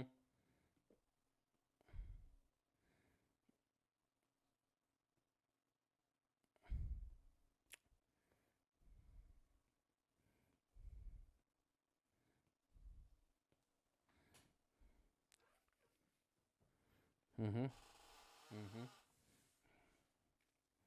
Right. Yep, yep, yep. And so the problem with that is that when you go back and try to edit, right? Yeah. Yep. But also like if I want to change, so yeah, I could always go back and select one color and say, okay, let me get all the colors that match this color, and then you can change that color if you wanted to. My method, I like to keep my colors separate so that when there's edits, then I can tap that layer and make a change and I'm done. So I like doing the long way in the beginning so that way later when there are edits and changes, I don't have to think about it anymore. I just like, oh yeah, I know where my layer is where I did such and such. Tap, edit, delete, clear. If I wanted to separate the head from the body, I can do that, and so on. And so it comes down to the method that you're gonna choose comes down to what's the purpose and how fast do you need it. Like sometimes you're just gonna have to do shortcuts just to get it done.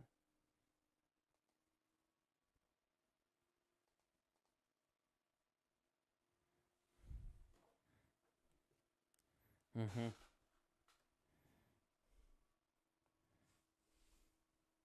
Yeah.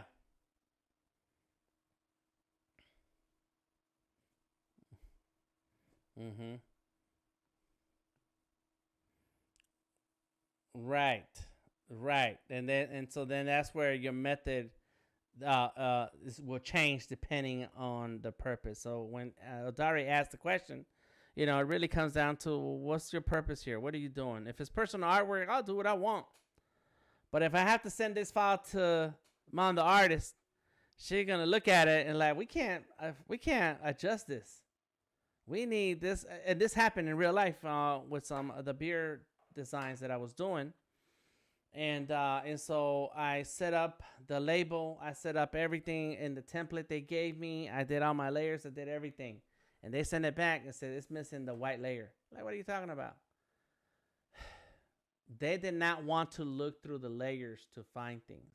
It needed to be very specific layers there already, and so the good thing is that I organize my layers and I know what I'm doing, and so it's easy for me to go back and adjust.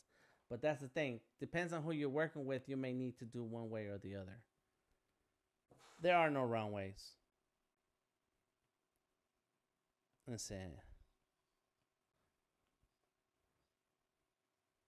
Yeah, it's yeah, and so yes, and except that it wasn't there wasn't a layer.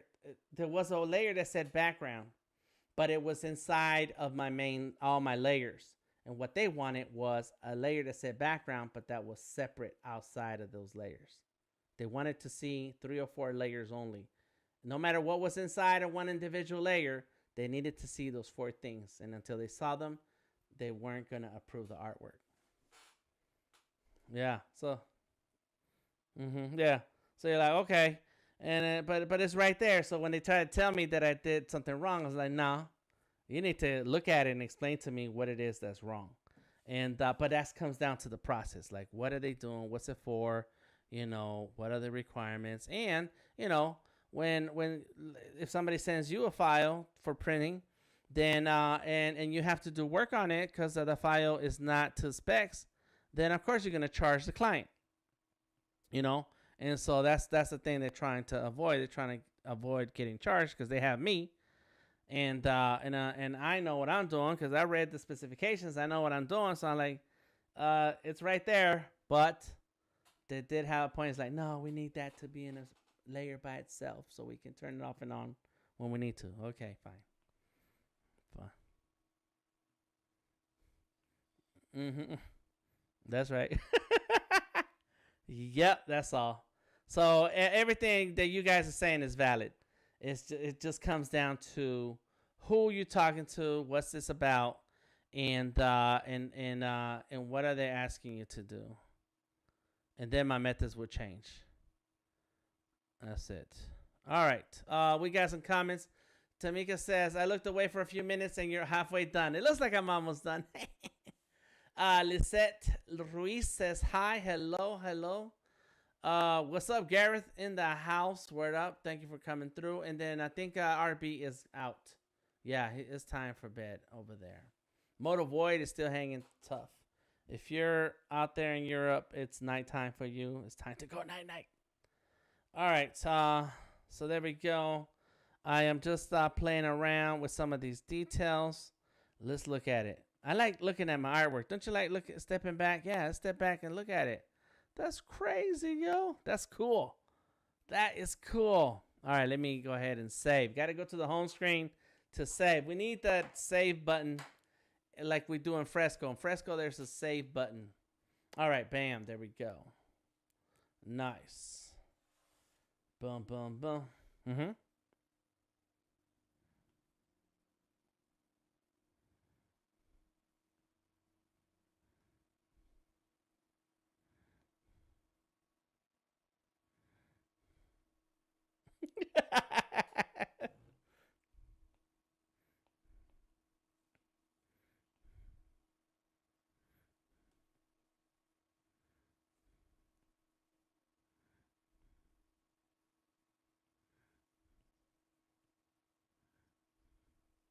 Mm-hmm.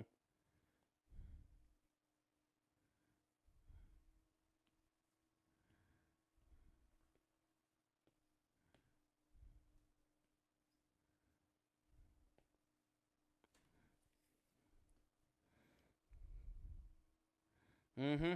Mm-hmm. Mm-hmm.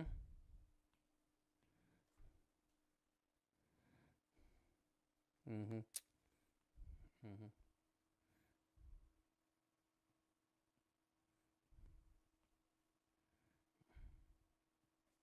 Mm-hmm.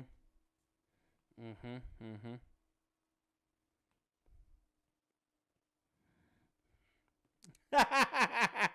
Yep.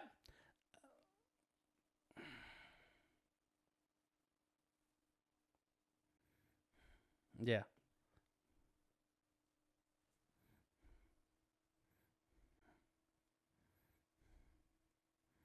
Mm-hmm. Mm-hmm. Yep.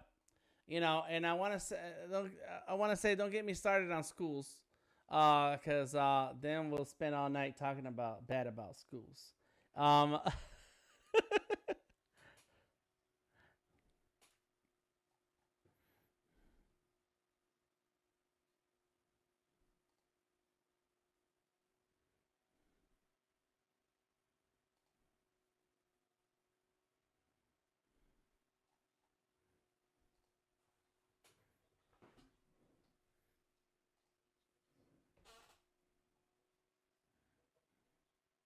Mm-hmm.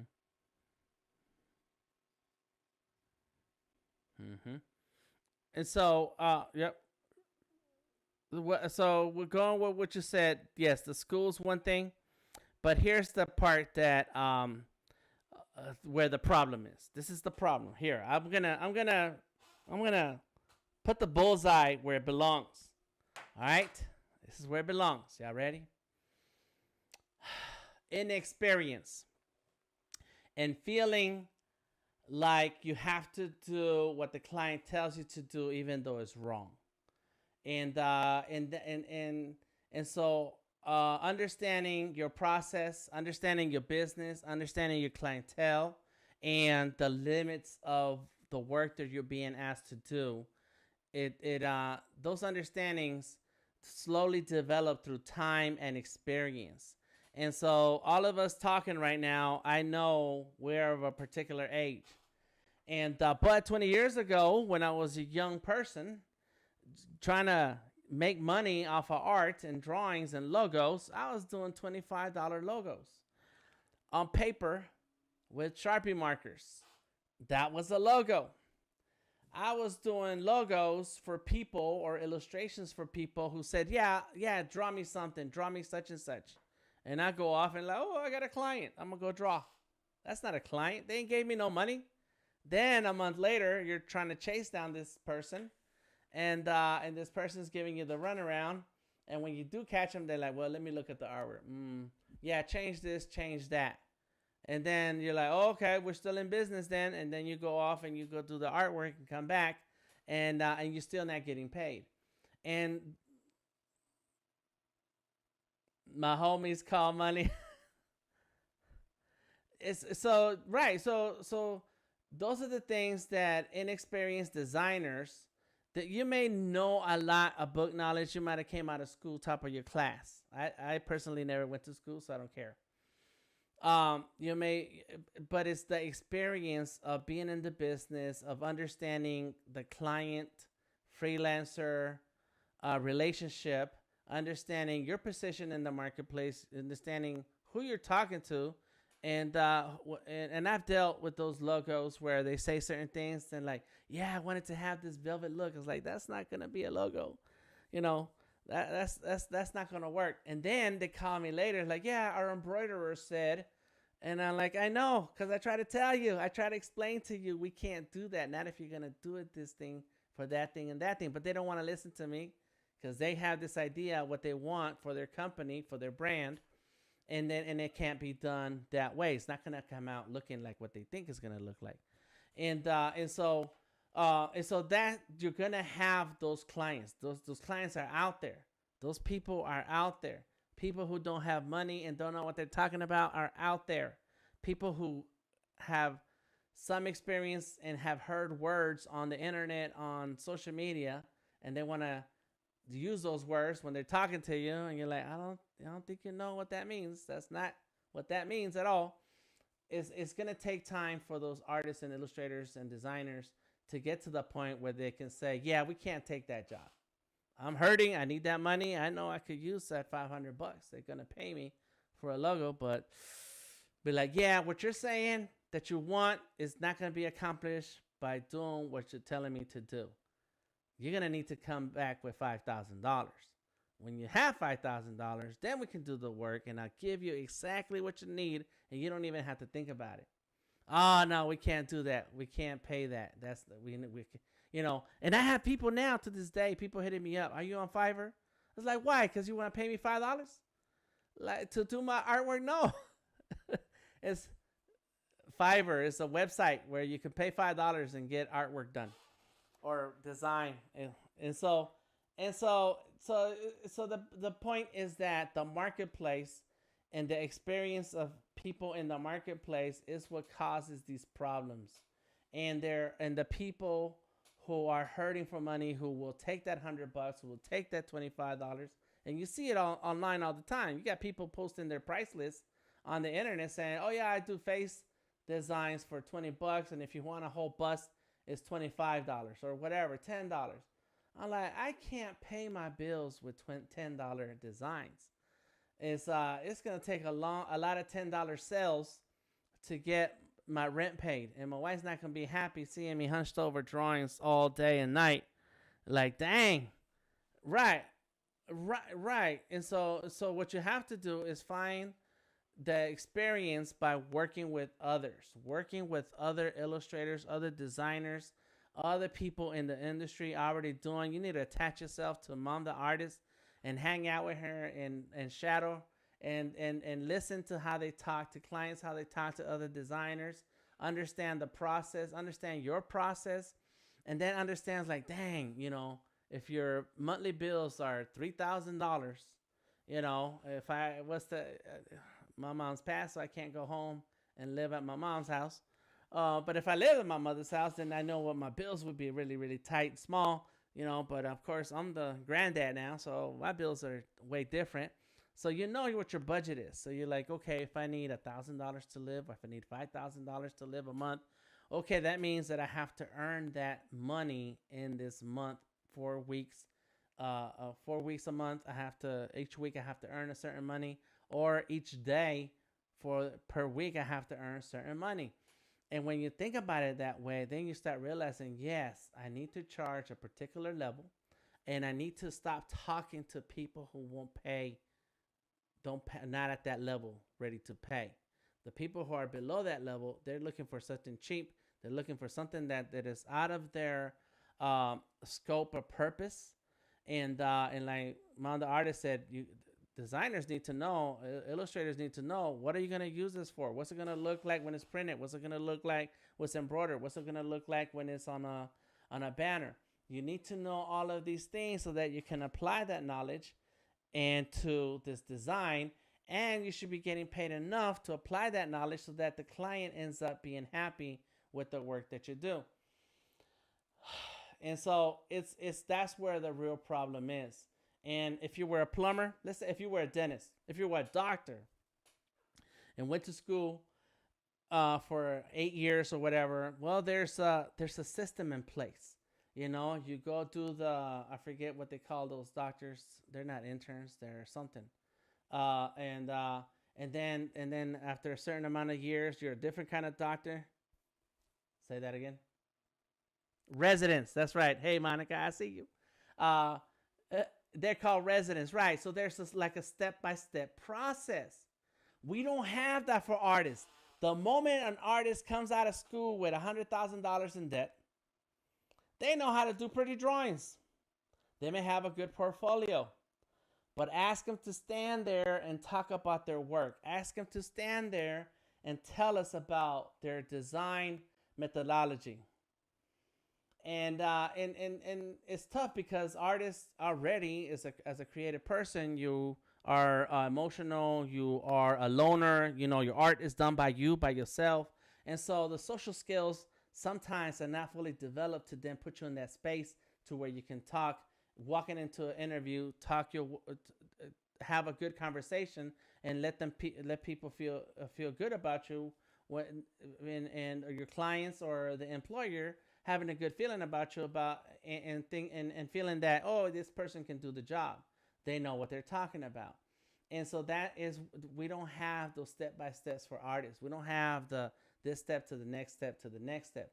And my method and my education as a professional has come from being around other artists who were working artists. And I didn't go to school. I did not learn Illustrator in class. I did not learn anything that I know how to do in a classroom. Everything's been through conversations with other artists. It's been shadowing other artists. It's been doing and working, collaborating with other artists so that they give me the information that I need so that I can take this talent to the next level.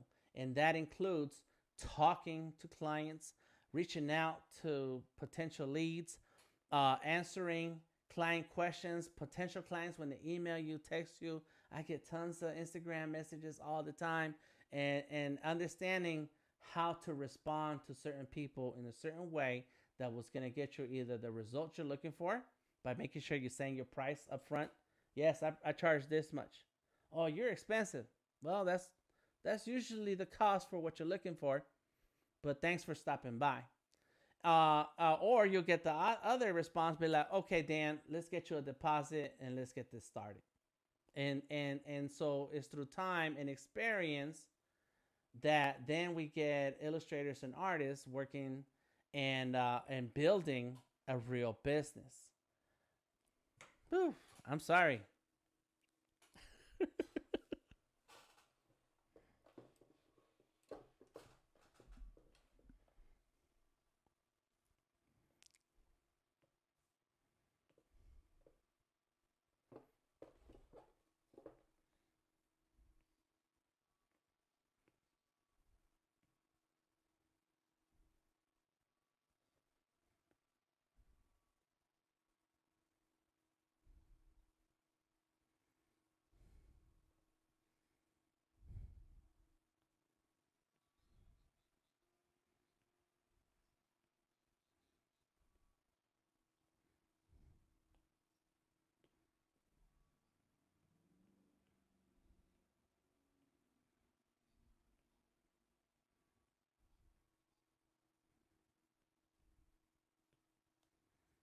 Mhm.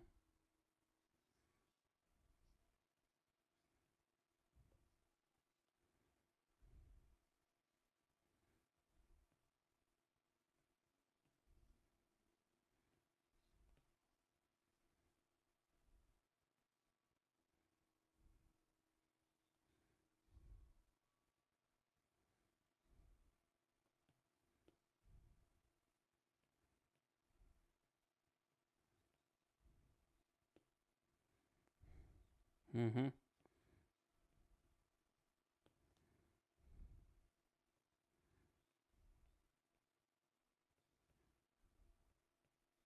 Mhm.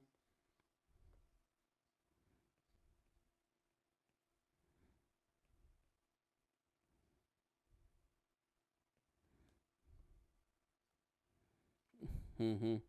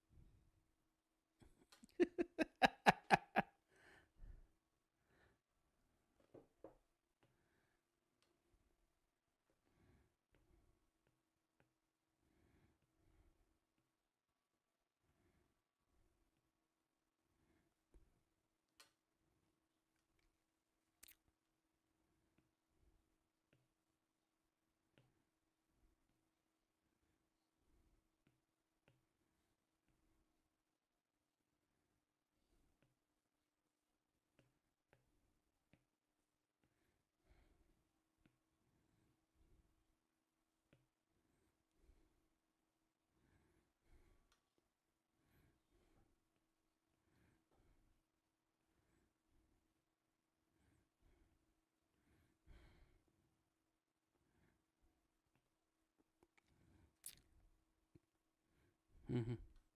Mhm. Mhm. Mhm. Mhm.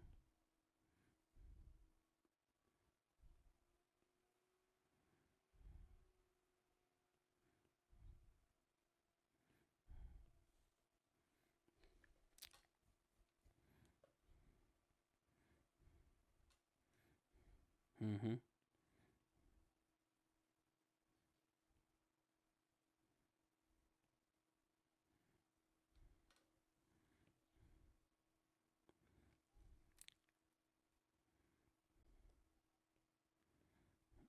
Maternity leave. Maternity leave. Uh huh.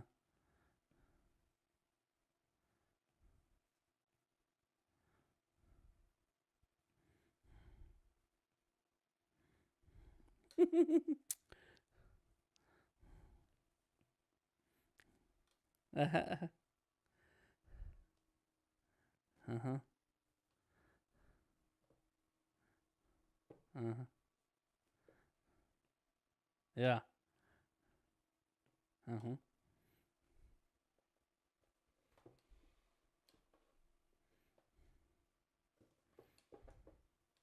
Mhm. Mhm.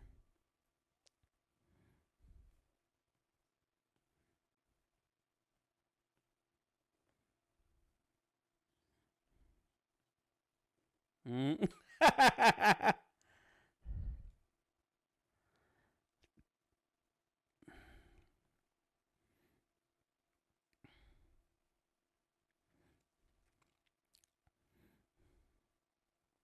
Mhm.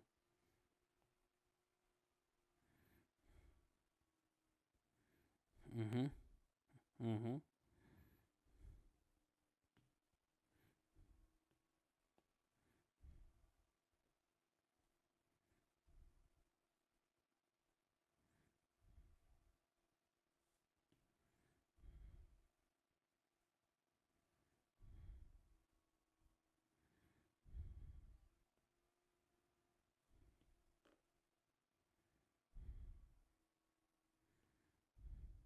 Mhm.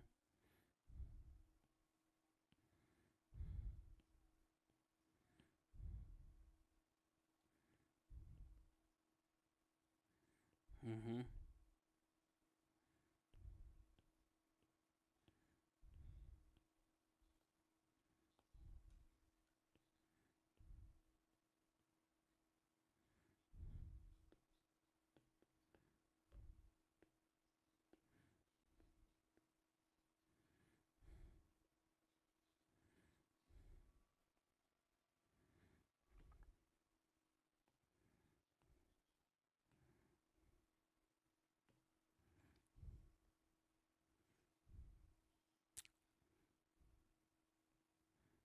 Yeah.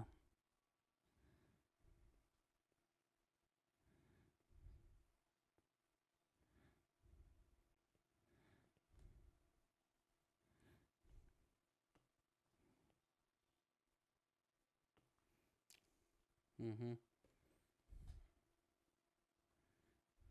Mhm.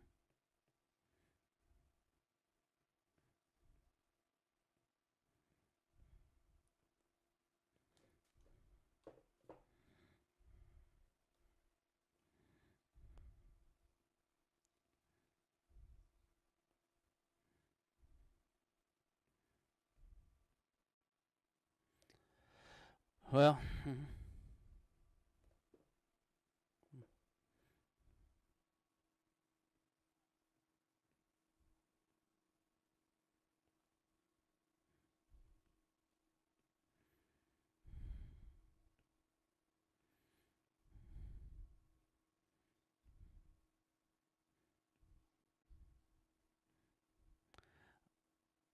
Well, that's very sad. You had to go through that, Mon the artist. I'm sorry, but yeah, that's a crazy world, especially in the early days when and there's still some industries today that are very mansplained oriented, and don't give opportunity to others to learn and advance.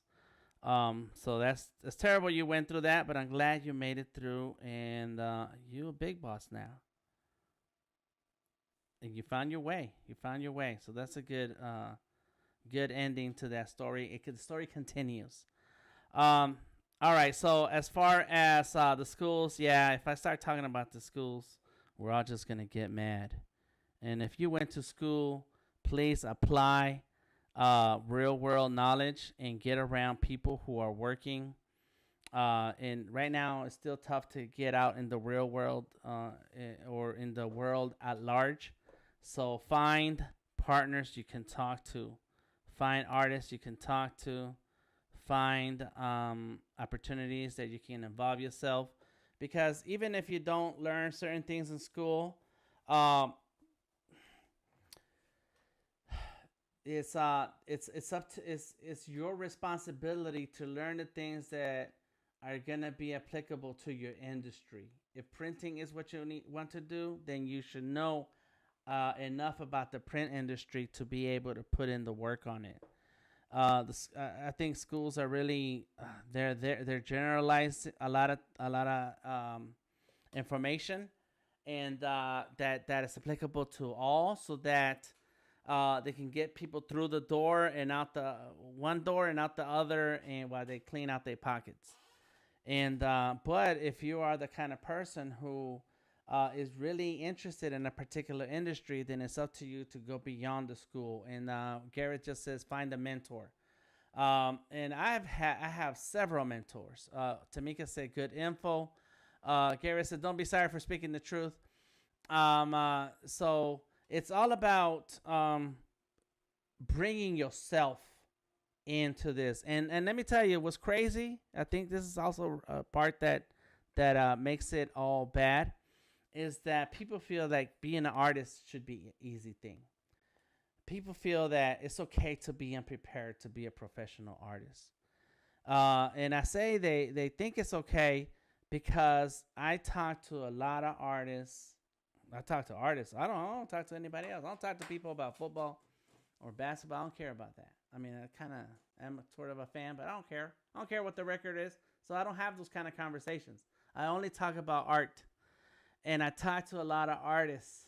And you ask these artists, what kind of art you want to do? I don't know. I just want to draw.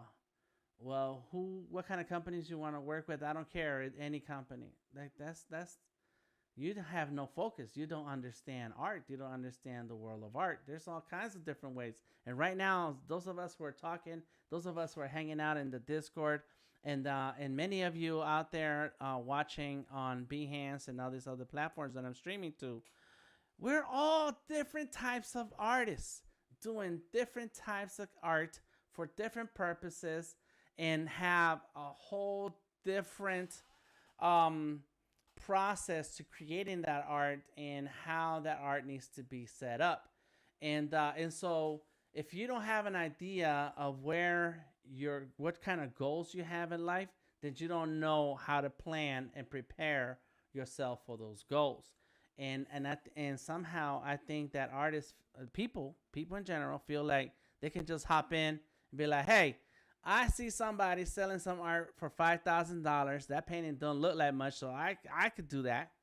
And so it's like, yeah, you could probably paint and draw just like that, but there's a whole lot of work that goes into getting your career to that point when somebody pays you $5,000, and that's the part that we're missing in a lot of people today. And I think in general, I won't say today's world is different than many other eras, and where there's just people don't know where to go looking for information, or they don't even take the time to find it. Growing up, I did not know you could get paid as an artist. I didn't know that.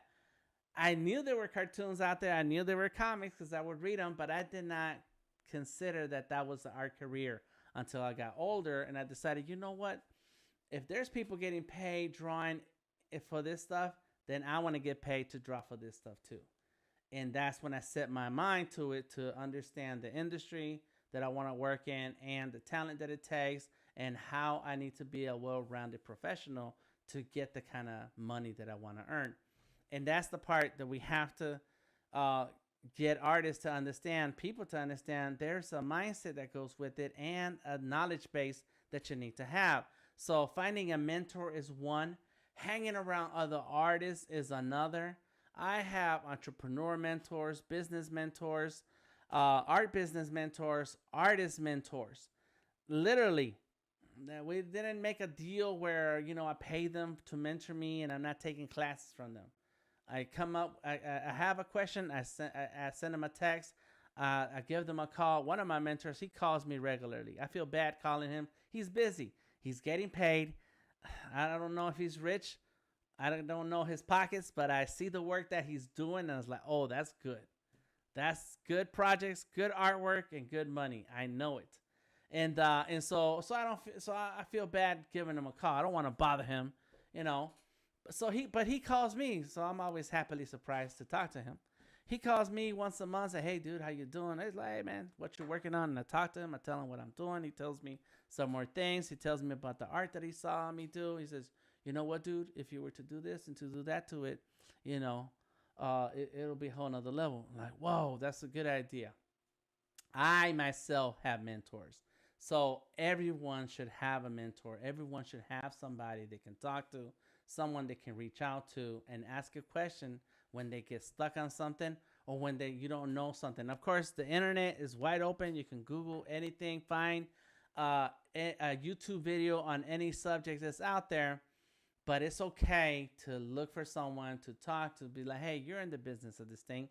Let me buy you a cup of coffee. You don't want to do an in-person coffee, or they may not be in the same city as you. Send them $10. Say, hey, yeah, that was me. That PayPal or that Venmo, that was me. I just want to buy you a cup of coffee so that we can talk for a second. You got a moment? And you're like, all right, cool. That's cool. No problem. Let's do it. Let's talk about it. And it is through these relationships that you'll get a lot more information and get further in your career by having mentors. So mentors is exactly the way to go. Let's see. Garrett says making art is 20%. Sorting everything else related to the business is 80% of your time. That's right, 20/80. Richard says what you need is an agent or a business person to handle all your financial wrangling and to make sure you get enough. My dad ran an advertising business for a while. He sold out in the end. That is another way to go about it. Finding agents and finding people who speak for you, who do the negotiating for you. And I'm going to get off of this because I can go on and on about the business of art. I have a wife who's super smart. Like, my wife is crazy smart. And so my wife does all of my billing, all of my paperwork and documents and everything I need. But I do the negotiating. I negotiate. I make the deals. And then I pass on the information to my wife, who then puts together the client files and into the system so that they can get the invoice. and so that they pay on time and everything is even. And you need partnerships like that. If you can't afford that right now, that's fine. Work your way to the point where you have other people working with you who use one side of the brain, and then you use the other side of the brain, and you can make it together. And until that day, find a successful artist that you can work with, that you can collaborate with.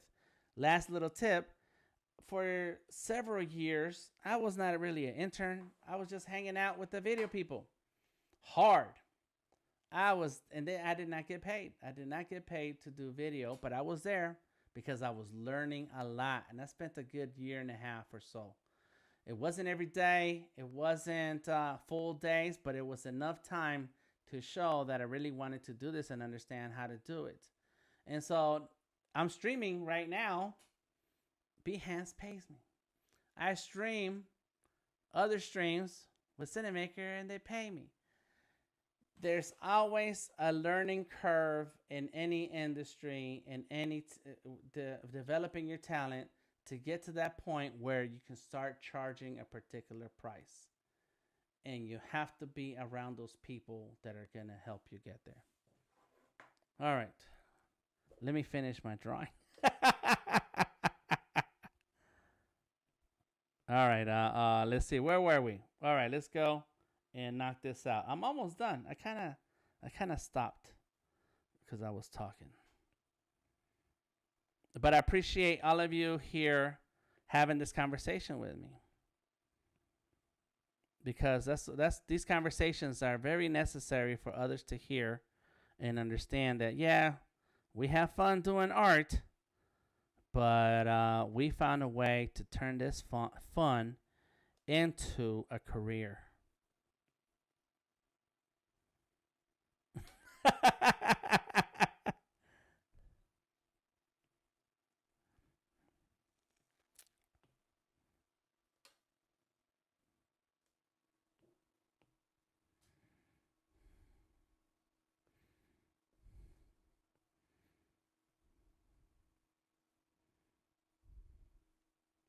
Yeah.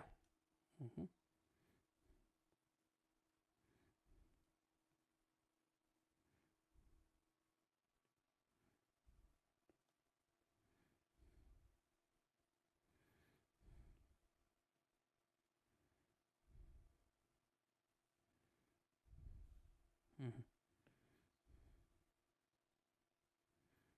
Mm-hmm.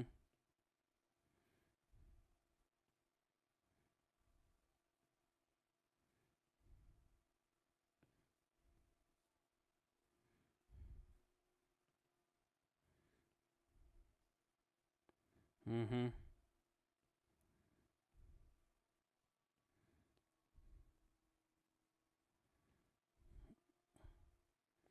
Mm-hmm. Mm-hmm. Print direct to garment. Direct to garment. Mm-hmm. Mm-hmm.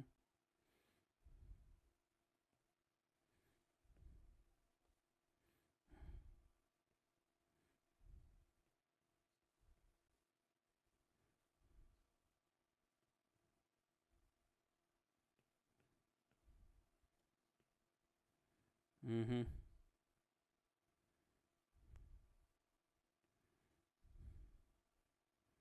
Mm-hmm.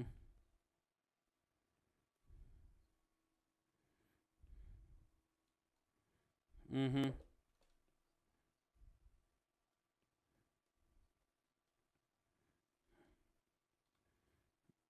Mm-hmm.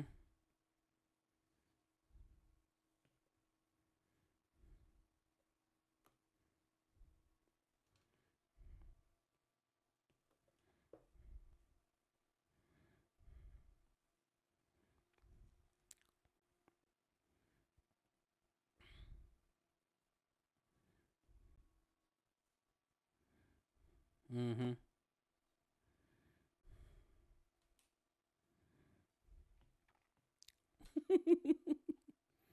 Mm-hmm.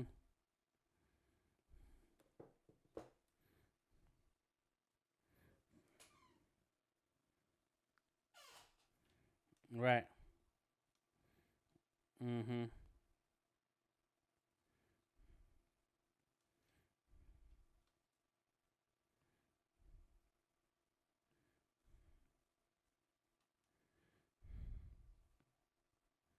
Yeah.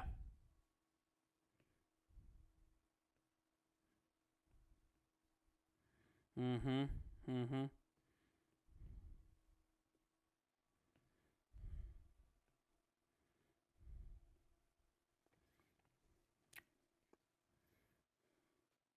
Yeah. And I, and I think that's endemic in a lot of industries, but art also, where they think that it's easy. Oh, I can draw something. I can do something. Oh, I just need to have this tablet and I can draw stuff and then people will pay me. Is that there? Yeah, it's a part of a mental block where not understanding the industry, not understanding your market, and how the market moves, being prepared for like the pandemic and how a lot of things shut down. And so now you don't have that income coming in that way. If you were dependent, if your business was dependent, and of course not, I'm not saying that anybody should be a freelancer. That's just my method. But if your job was dependent in the congregation of people to make money, then that was a big suffering in the past year, because you did not have the access to the people like you would normally have during regular times.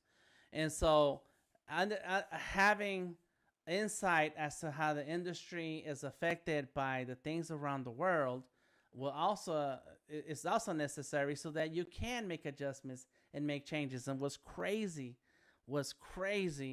is that working from home has saved a lot of people's jobs, and I was prepared for that a year ago without really even thinking that that's what I wanted to do, because I was already teaching online. I was already running a lot of my clients through the internet. It was a lot of just online things. I didn't have to meet with them, see them. I didn't have to have a place for people to come to anymore. And I had learned enough about video and streaming to the point that I did not miss a beat. As soon as things shut down, that's cool, because I had plenty of stuff to work on that could replace those other opportunities that require people. And so, yes, it is. It's a balance. And what exactly what was said earlier about 2080 is that the talent and the skills in making art and the art itself is 20% of the business, but man, the rest of your brain power, it needs to understand industry, culture, people, relationships, um, uh, expenses, investments. Because if you don't pay attention to that, it will suffer. Yeah, that's a big deal, among the artists. Thank you for bringing that in. All right, so let me check on some of these comments. Richard says, I bought a Nikon D3500 last year and was taking pictures of salt today. Okay, they're talking about photography. Achala, ¿cómo estás? Smart things are challenges on their own, but the pictures, okay, cool, cool, cool. The internet has been fantastic. What kind of lens? Okay, they're talking their own conversation. But man, I am all for finding a way to earn with your talent. And I went up for a job interview to what was it? What were they called? It was for Noel Brands, but it was for one of their baby stroller companies, and they needed somebody who knew their way around Illustrator really, really tough. And so I went into the. I was like, yeah, I'll do an interview. I'll go. I'll get a job. I'll do it. I'm not against it. And either I did badly or they didn't want me, because I never heard anything back from it. So I'm all for getting the job that lets you do the thing that you really want to do, and gives you the opportunity and earnings, pays you what you're worth. And that's why I'm thankful for the opportunities my wife has, because she has actually really, really worked hard to get to work on the kind of projects that she wants to work on, and earn the kind of money that she deserves for the knowledge that she has. And those are tough to get, man. It's tough to get. And she's suffered through a lot of stuff, and I just know her experience, but I'm pretty sure many others are similar. I watch TV shows about office spaces and relationships between people who work in the office. And I'm like, man, I smacked the mess out of somebody who talked to me like that. And but you have to be careful traveling in those spaces because of office politics, because of whatever. And I don't know if I could suffer through that, man. That's tough. That's why I'm happy doing the thing I like to do. Because if I don't like a client, and I just had a conversation today, and this is a long-standing client, and the stuff they were telling me, I was like, yeah, we're not gonna do that job. No, we're not. We're not. The mindset that you have, the things that you expect, and it doesn't match up to the work that you're asking for. So and what you're paying for. So instead of me getting mad later and being like, well, we can't do the job because you're not paying enough, and saying that later, or well, we can't put enough resources into this thing to give you what you want. Nah, you say that up front. You say, yeah, we can't take on that project. We just can't do that right now. Everything comes at a price. All right, I'm almost done here. I'm playing around with this here. If anybody wants to jump in and say something, please do. Feel free to talk freely. This is a safe space. No one is wrong, except Bodari.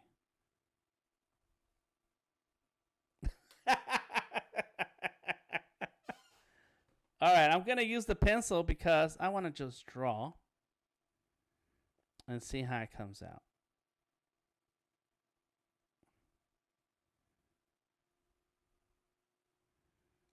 And I do want to say that big ups to Mom the Artist, because she said that she learned on her own. You weren't given the chance to learn along with and given access. And so you went home and you said, all right, let me figure this out. I'm going to figure this out. And I didn't go to school. I didn't take any art classes. But I did read a ton of books and ask a ton of questions. And so when people say that they're self-taught, that's a lie. And I don't think they're trying to lie. I don't think anybody who says they're self-taught are liars. I just think that, yeah, that's not how that goes. So you read a book that somebody wrote.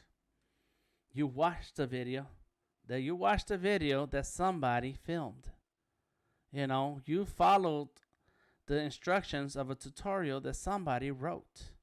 It's that somebody put together. So yeah, there is no such thing as self-taught. That's not how that goes. There's experimentation, and you figure it out as you go along. But you're not there. You're not in front of the classroom and sitting on a chair in the classroom. Like, that's crazy. You can't be in two places at the same time. So it's really about aligning yourself with those who have access to teach you the ways, or finding a way to get a hold of some resources that will help you along, which is going to come into one of my coffee break with DTM talks, because I do a lot of streaming, and that's one of my streams, where the point is to be resourceful. Be resourceful. Please take the time. Everything that Mom the Artist, Odari, and I have been talking about, it's and the complaints we have about people in the industry, is because they are not resourceful. Whether it's because they're just getting into the industry and don't know which way is up, or because they make decisions based on things that they don't understand, and so they lose. And all of that is there's a lack of being resourceful. There's a lack of taking that curiosity to the next level, you know. And it's okay to ask questions, and on social media, so it's okay to ask people a question to get an answer. But you know, the same amount of time it takes it to type out a question on Facebook, like, why don't people buy my art, or something dumb like that. Same time it takes you to type that out on Facebook is the same process to type that out on Google and get 1,000,005 results in 2 seconds and 0.2 seconds. and investigate the same way we fall into the YouTube trap where you're watching one video and then YouTube says, "Hey, you should check out this other video." And like, all right, let me look at it. And then 2 hours later, like, dang, I ain't do nothing today, but watch these videos. The same way you fall into that hole with YouTube is the same way that you should fall into the hole of looking up information that's going to help you make decisions about your art career. That's going to help you make decisions about what is your next step. And I want to remember exactly how this lady said it, but I was watching a video on YouTube today. Right after I did my live stream, I did a live stream, and then when I got off, I saw the the YouTube algorithm telling me about this lady's YouTube channel, and she works out. She's a workout lady, and but what she said got me. She said, "GPP, are you down with GPP?" I was like, "That's crazy." And she says, "The G is for goals. The next the next letter is the letter P is for purpose, and then the last P is for planning. So, what is your goal? What is your purpose? And how are you going to plan to get there? And that's what we need to start doing with our talents. Hanging out on Discord, hanging out on Behance is cool. Hang out all you want. You're more than welcome. But take the time to learn something. Take the time to dig into that thing you say you want to do. I have people reaching out to me all the time. I get lots of people reaching out, and they're always asking me about understanding how to earn with their talents. I'm like, well, join the Discord and ask me a question. And they're not here. They're not here. Like, why? What is it? What is it that within you that says, hey, let me send Dan a tweet, an Instagram message, a Facebook message. But then when he tells me how to get it, how to follow through and get more info from him, I'm not gonna do that. I don't sell courses. I don't sell products. I'm not here to sell anything. I don't sell anything. I have nothing for sale. I just promote my brand. I keep saying Delta Tango Mike. That's it. But I don't have anything for sale, and it amazes me to not see these artists who say they want to know something not come through. It's like, wow, I don't know, where there is a lack of something. All right, that's it. I'm not gonna keep going on and on because then I'm gonna sound like a real boomer.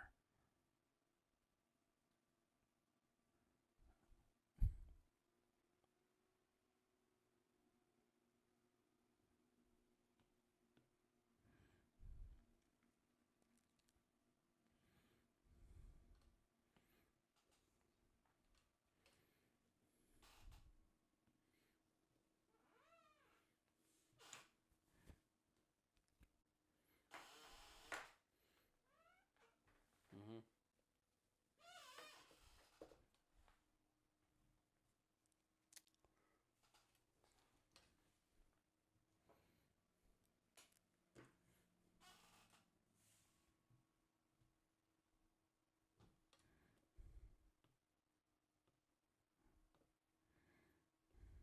Mhm.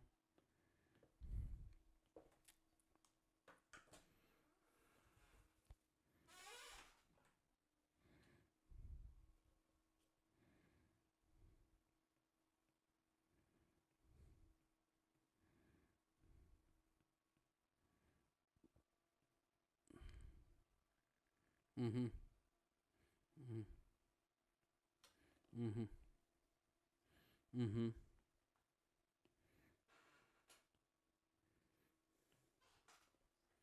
Mm. Mhm. Mhm.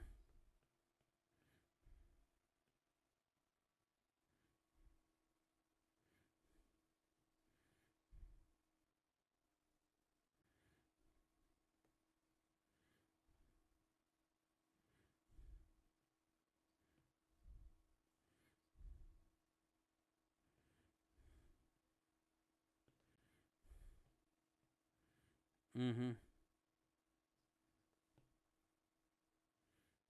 Mm-hmm.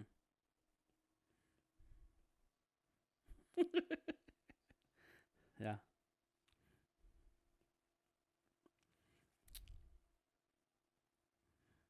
Mm-hmm. Mm-hmm.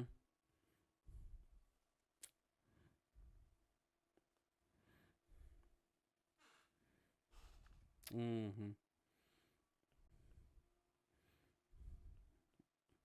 Yeah. Yeah. Well, those.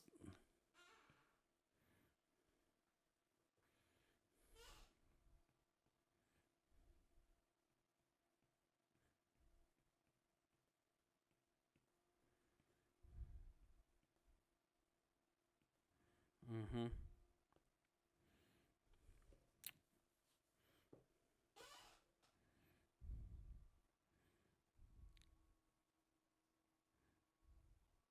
Yeah.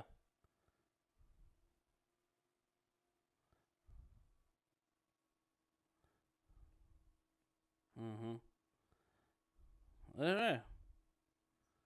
All right. All right. Word. Mm-hmm.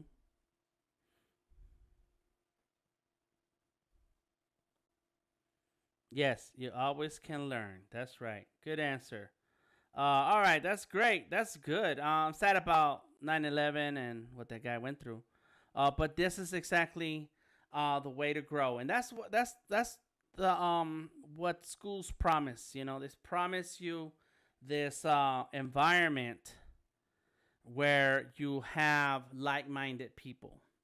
You know, that's I think that's one of those benefits of school, and except that you have to pay, a whole lot of money for it. But that is exactly right. You need to be around your people. These are your people. These are your folks. And my method is to share the knowledge, share um, the basics, the information that is going to help someone else move past, move towards their goals. That's it. Move towards their goals. All right. So it looks like I got to the point where I am shading, and I do need to take one little break. One little break. Give me 1 second, y'all. I'll be right back. But there it is. It's looking good. Oh, yeah. Thank you, thank you, thank you. Y'all give me 1 minute.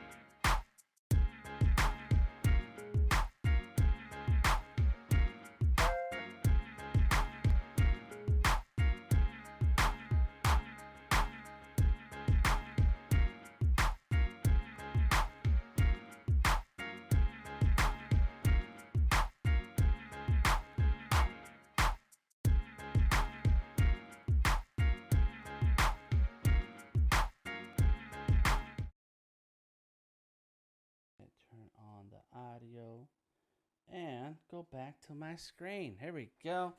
All right. Odari said he'll be right back. Looks awesome. Let me check on some of these chats. Writing is my forte. Art and I are struggling. Oh, there's a way to get out of that struggle. Thriving artist. Awesome image, Dan. Could you make the clothing camouflage if you want it? I could make it the colors of what Boba Fett is. I'm a knowledge freak on art, history, and science. Oh, and comics and sci-fi. And Richard says, I watch Mark Brunet on YouTube all day. Today, are you watching me? Yeah, right. Oh man, I get caught up on YouTube so much. It's amazing. Big ups to everybody who's been joining us so far. We've been talking art in the business of art this whole time. We've been going back and forth between talking about this drawing and talking about the things that artists need to be aware of to be successful in the art industry. And let's see, what did I do with my? Oh, I put it in my pocket. That's right. All right. So right now, what I'm doing is I'm just playing around with some shadows. I'm not gonna color it because I have one more other technique to try tonight, and we're already at the 2.5 hour point of tonight's stream, so I don't want to stay here all night. However, before I jump into that other style, I want to at least have the shadows outlined, and that way it makes it real easy to come back and finish in color. I like dealing with the shadows because before doing color, it's not my only technique, my only style, but I like doing that because then I can see the artwork kind of being a little bit closer to being done. That's that's what drives me into working on the shadows. But I'm not gonna do like a lot of shadow work, just enough to show that there's some uh some kind of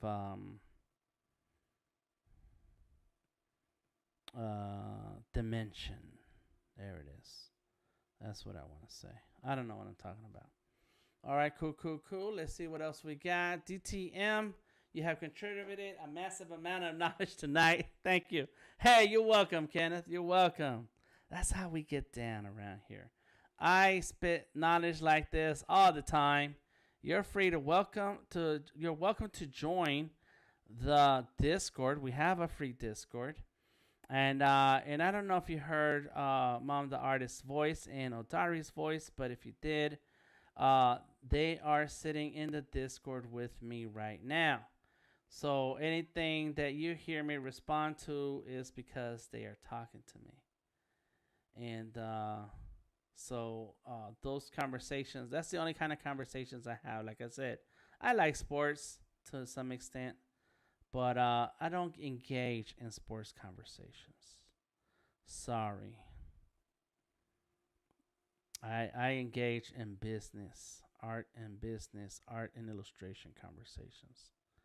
That's where I'm really, really interested. So right now you're working on another layer?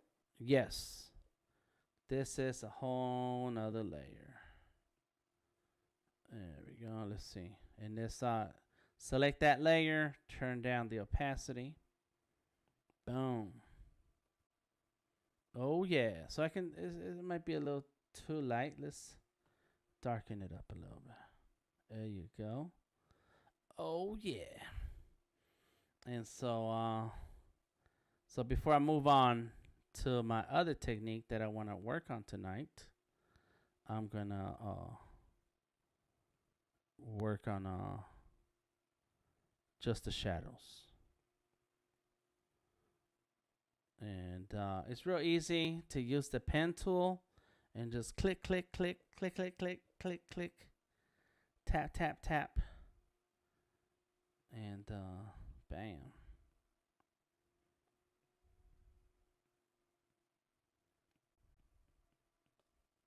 What's so strange about it, Dan, also, I find myself, and I don't know if other people do this, you take stuff that you're not used to. Like I took a CAD class where we had to learn how to use what was that, AutoCAD, I think it's called. Mm-hmm. I'm not sure. You draw the little industry bolts and all this stuff. I took a architect class once, and I took a interior decorating class at once. Nice. But I'm fine that because I my goal is to get more into designing for interior decorating, but if you know a little bit of everything, that sort of gives you a roundabout, um, you know, you're able to be open to other avenues and other Mm-hmm. things when you try and pick up a little bit of everything. That's why I'm not an expert in anything. I just know a little bit of everything. Right. And some people are like, no, they really good at what they do. I don't think I have a really good skill, but I understand things. I Mm-hmm. understand enough to get, to make me happy. Other people might want to go further than that, but Yeah. that's just me. I want to be like know a little bit of everything. The only thing I don't like is web designing and stuff. I don't like it, so I don't. If someone asks me to design their page, I can do that. But to make it work Mm-hmm. and click and turn and all this other stuff and write codes, Mm-hmm. I don't like it. So I wouldn't. I'll say, okay, now take it to somebody else Yeah. to make these pages work. I'll do it in Illustrator and Photoshop or whatever. And I may slice it for you and cut it, but then Mm-hmm. now take this file to someone else who can make your page actually do what it should do, because I don't know it, and I don't want to know it, because some people, you only want to know what you want to know, and that I draw the line on that. There you go. But I'll find you somebody, but I don't want to do it. Right. Right. You know, Right. yeah, That's funny. Well, that's cool and that's fine. I think, I think you should explore. Explore. It's okay to explore and do things you like, and not everything that you're trying out needs to be a business. You don't have to turn that into a service. It can just be for yourself. Until the day where you do find someone says, "Hey, can you decorate my house? I like your style." I'm like, "Oh, okay, yeah, yeah, yeah, yeah. All right." Here's my card, something like that. It's and so and so but it just taking that time to learn something new. And here's where I agree with you on this. I have an example that agrees with something you said. Is that us through learning something new, you might take away something that you didn't know you could do, and then apply it to something else. And so many years ago, I used to go to all these conventions and music conferences, and I was selling the websites. I was selling the graphic design. I was doing all that stuff you just mentioned a second ago. And then it was my wife's job to make that stuff move, to the pages to work and so on. And so as I started to go to those, uh, and I was going as somebody who's got something to sell. So you take on lots of meetings and meet a lot of people trying to get them to buy a website. But as time went on, I started then going to other kind of conferences, and this is when I learned about the startup industry. And so I went to a lot of startup conferences. Good night, Moat. See you later. And so when I started going to these startup conferences, I learned things like customer discovery. I learned things like market leverage, uh, and how to um, build your brand, how to have entrepreneurial conversations, not just conversations about business and things that could happen, but now getting right into it and making deals. And so that opened up the world of business for my art, because I just felt like I was just a worker, freelancer, who was going out there finding somebody to work for their project, and boom, you do the job, and then you move on with your life and find the next project, find the next uh, entrepreneur business or whatever. And it's through the startup community and real entrepreneurship that I found out that, you know what, you have to plan your projects, your clients, your schedule, your moves like chess, to the point that all of those things benefit your business, and scale your business. And so as times went on, I started understanding those things, and I was able to snag a um, a mentor or two. One of my mentors happened to be a local mayor here in Atlanta. That dude spent a lot of time with me, guiding me, um, coaching me, and I came across him through these events that had nothing to do with art, nothing to do with design, nothing to do with uh, my normal passions. I went outside of it, outside of my normal passions, to find these folks, and it was very beneficial. So, yes, get out there, find groups of people who have a particular mindset, and you'll be surprised by some of the things that you learn along the way that you will end up applying into your own career. And so I was very lucky and fortunate to be around folks who started caring for how I spent my time and earn my money, to the point where you gotta work smart, not hard.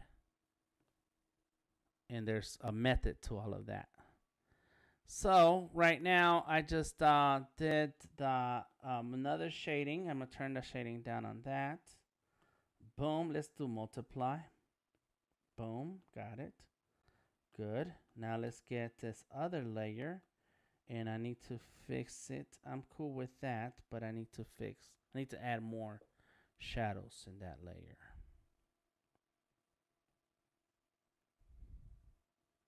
Bam. Boom, boom. But yeah, I used to How sell. much Go ahead. memory space do you have on that iPad? In terms of like RAM or space, hard drive space, Hard drive. Hard drive. it's 128.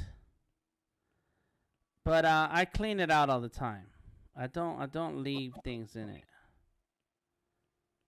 I have to clean it out. I save and back up my files all the time.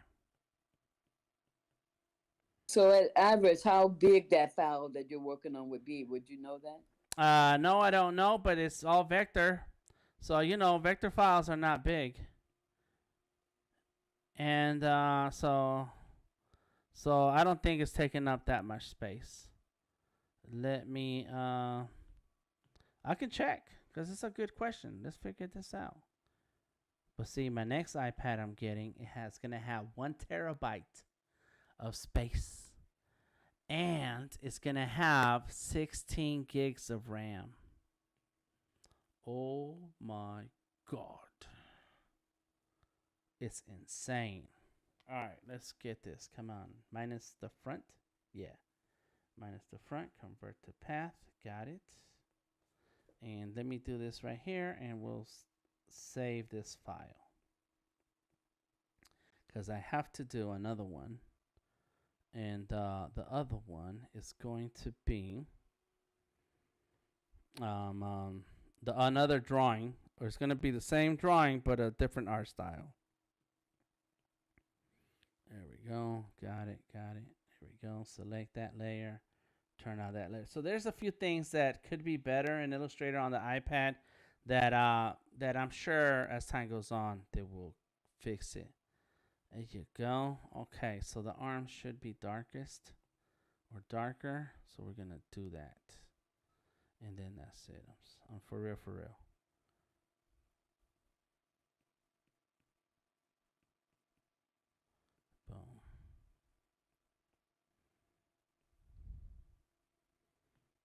Boom. And now we go. And it has to be multiply. Got it. Look at that. Wow. I do want to do like the branch where he's got his foot on. That way, he's don't have his foot up in the air. All right, let's save it. Let's go to saving. In this computer, in this iPad, I only have 2 files. Let me see. Home. Yep, 2 files. And on the cloud, oh, those are the cloud documents. Oh, that's crazy. So I don't have that many files on this account. So there it is. So let's go ahead and look at our files. Inside of the iPad, you have a file system. And if you look into that file system on my iPad, and then Illustrator, and it says next vector. What is that? That's 1025. Huh. So I don't see it taking up any space. It's on 880 kilobytes. I don't know what that is, but that is Illustrator right there. And so I got plenty of room. It's nothing, not a heavy file. Let's look at our about. Oops, not updates. About.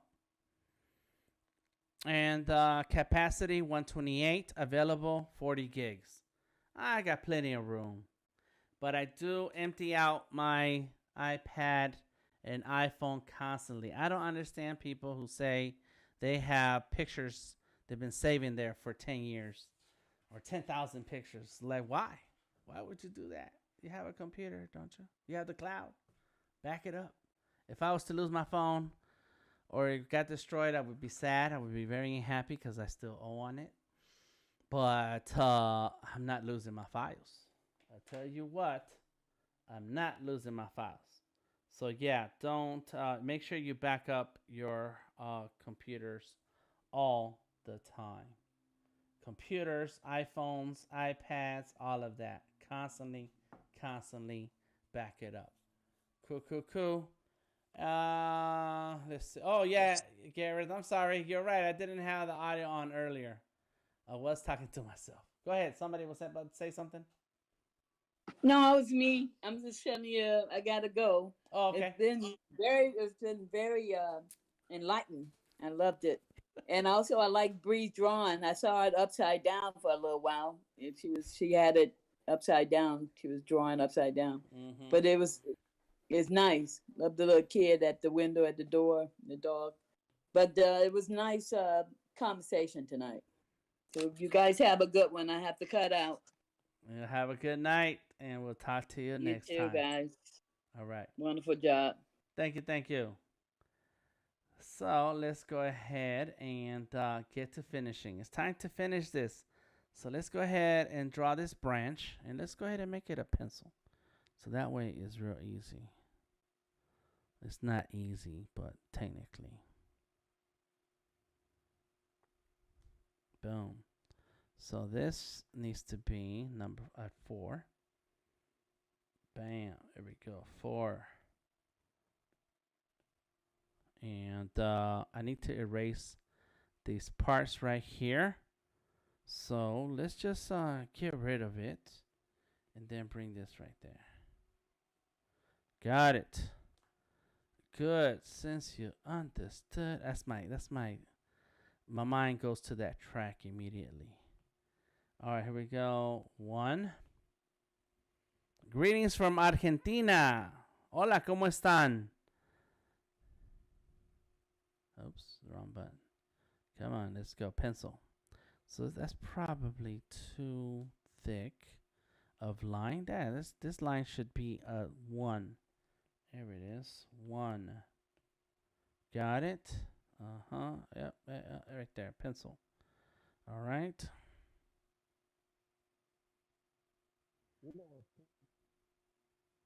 So we have somebody's voice trying to come through. And Odari or Bree. And Bree, I don't know what happened, Bree. I'm not controlling your microphone. It sounds like Odari is talking to aliens right now.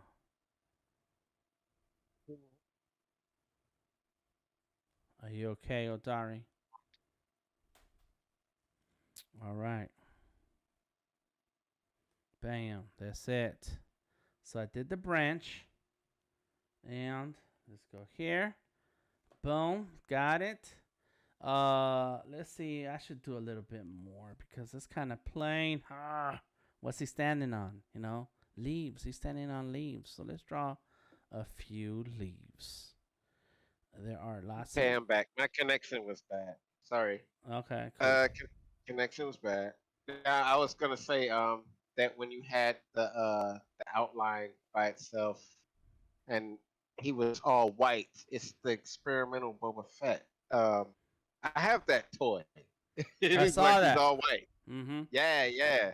And in my opinion, it's like the coolest version of Boba Fett. But it's like everybody likes the color stuff. But it's like that white one, Mm-hmm. he's so cool looking. But yeah, that's what when you had it all white, I was like, oh, that's pretty dope. but I like the boots you got on, dude. He Mm-hmm. looks nice, very nice.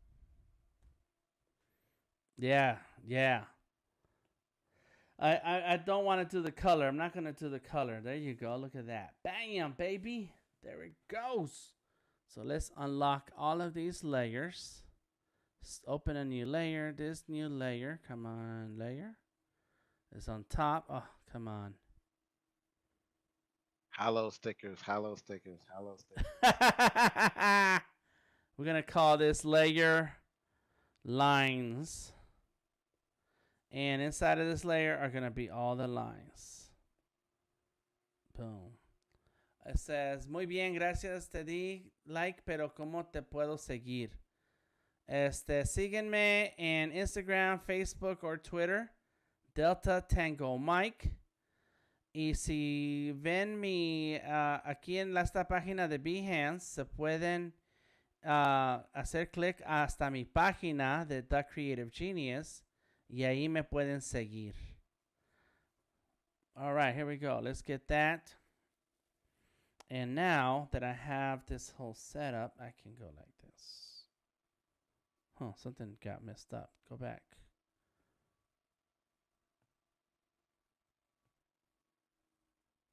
So he asked if he likes you and wants to follow you, right? Right, that's right. Okay. Yeah, I know. It's a Star Wars thing with me. Mm-hmm. Like I can understand Spanish. I can't speak. Not too much, but I understand it. That's right. There you go. You got it. Yeah, man. We hit the front page twice. That was crazy. I guess because people are joining, going live, and then they leave, and so I get back up in front. All right. That damn hours though. That's why. Yeah, it's that damn hours. All right, so there is that. I'm gonna turn that off. Turn this back on, and it's time to get busy. All right, so now this is a different technique. I'm going to try one other technique tonight just for show. It's only going to do the helmet. I'm not doing the whole body because I already spent a lot of time talking and drawing this body. So let's go ahead and hop into the helmet. Let's do the first part. I have a bit of a process when it comes to this. And so let's go ahead and take it like this, like that. Boom, boom, boom, boom. And I'm just going to switch. There we go. Got it. Uh-huh. And I'm going to do an outline of the helmet. I'm going to do an outline of the visor part, right? Mm-hmm. Mm-hmm. Got it. Mm-hmm. There we go. Boom. It's crooked, man. It's because they took the picture crooked, or the stuff is crooked, really. That's really what it is. The stuff is crooked. Okay, so on this layer, it's going to have the red of the visor. And behind that layer, let's do the helmet. All right, so let's go like this. Mm-hmm. Bam. Come on, iPad. You know, we were just talking about this, the strength of this iPad. This iPad is starting to show its age. It's sad because it's giving me so much. Come on. There we go. So I am making adjustments to my shapes. That's green. That's going to be green. This is going to be green right there. Bam. This is going to be green. Right there. Bam. And they're all they're all crisscrossing each other. What's the word? I forgot the word. But and that's okay because they're on different layers. So let's lock that in. Get another layer in between. Got it. This in between layer is going to be the sides.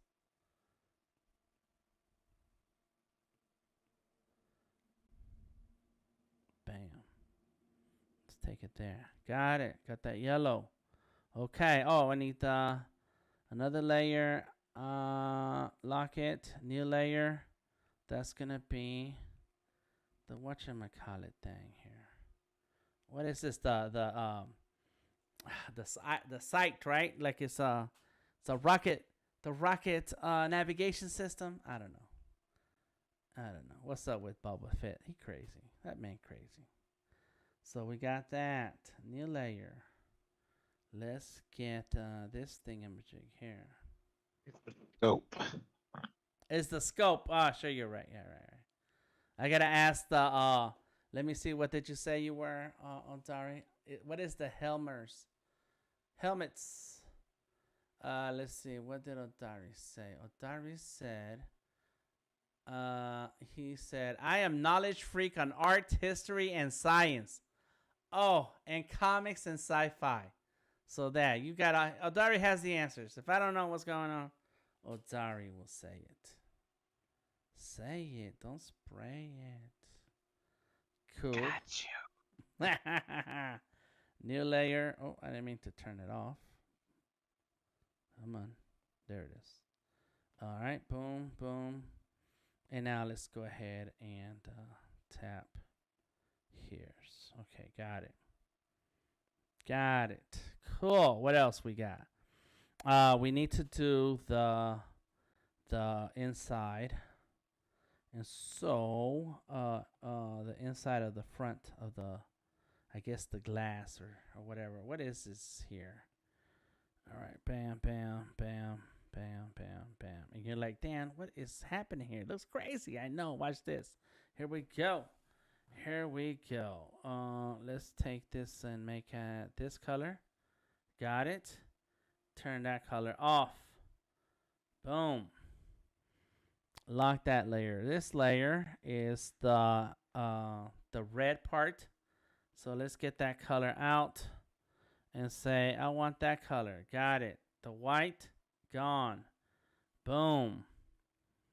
Got it, got it, got it. Lock it. Let's do the, we can't do the back yet because then it'll take over all the colors.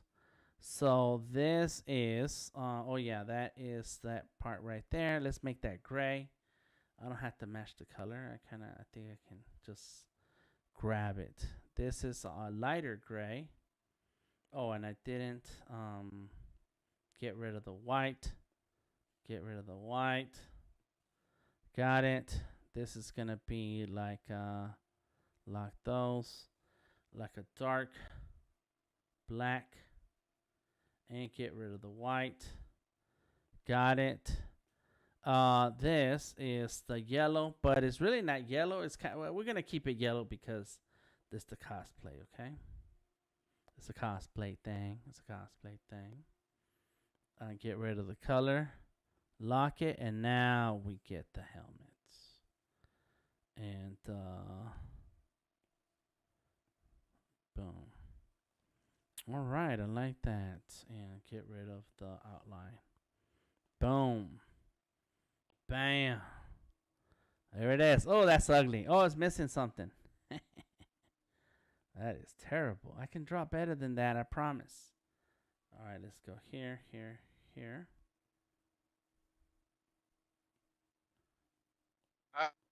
Grandpa's needed. Grandbaby just woke up. She's active.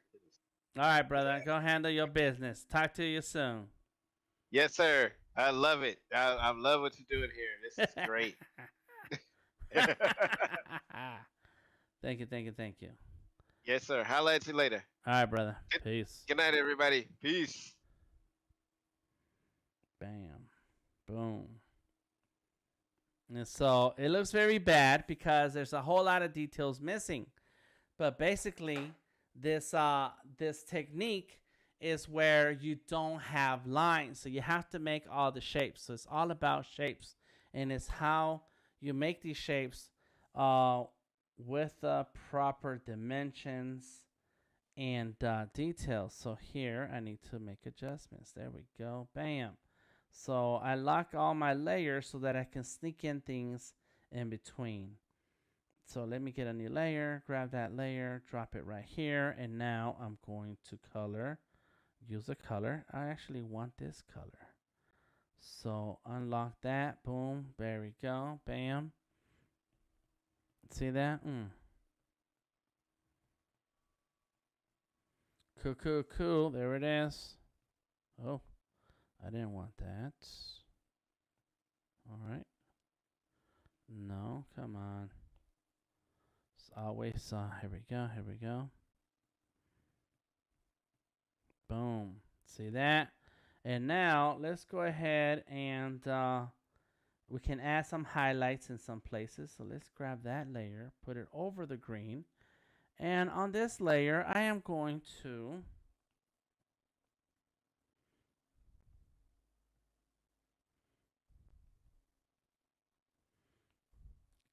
add some highlights. Highlights, highlights. We live in that highlight. Let's go there. That red is awful. But see, that's okay because the key here is that we can. Oh yeah, so I don't want that there. The key is that we can change the colors to whatever we want because we're working with layers. So if my client said, Dan, we like everything but that you red, can you fix it? I can be like, yeah, I can fix it. And so I just have to go in and make a change in the layers. So let's go ahead and turn that down. And so there we go. So let's go ahead and fix that red, right? He said it's awful.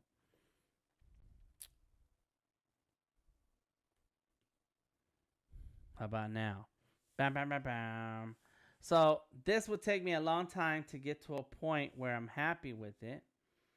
But there it is. And so what I would like to do also, yeah, there that is. But what I would like to do with this is actually have that. There we go. Got it. And so then we go here. Gradient. Boom. And now we go here and go screen. Overlay.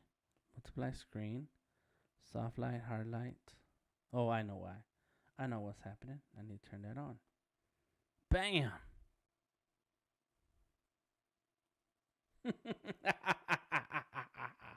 Yeah, screen it is. See, now you start building your drawing. There you go. Oh, yeah. How about now, Richard? Do you like that red? And then there is that highlight.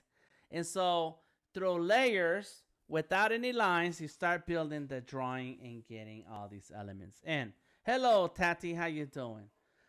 So there you go. We spent a good 3 hours together. I want to thank everybody who was here. I appreciate you. I am going to do one last thing, and that is to turn that on, turn this off, and oh yeah, that's terrible. Let me fix that helmet colors because I put them all. They're all loose right now. They're loose. Let me go here, plus, open, and then I can put all these layers in there. And the last thing I'm going to do is open this in Illustrator on the desktop, just so that you can see the power of the Creative Cloud. So this is Adobe Illustrator on the iPad. It's available to all who has the Creative Cloud. If you have a Creative Cloud account, then you have access. Let's see if there's a horizon. No, there's no horizon. Yeah, I'm going to leave it like that. I may come back and color this because the diary says sticker.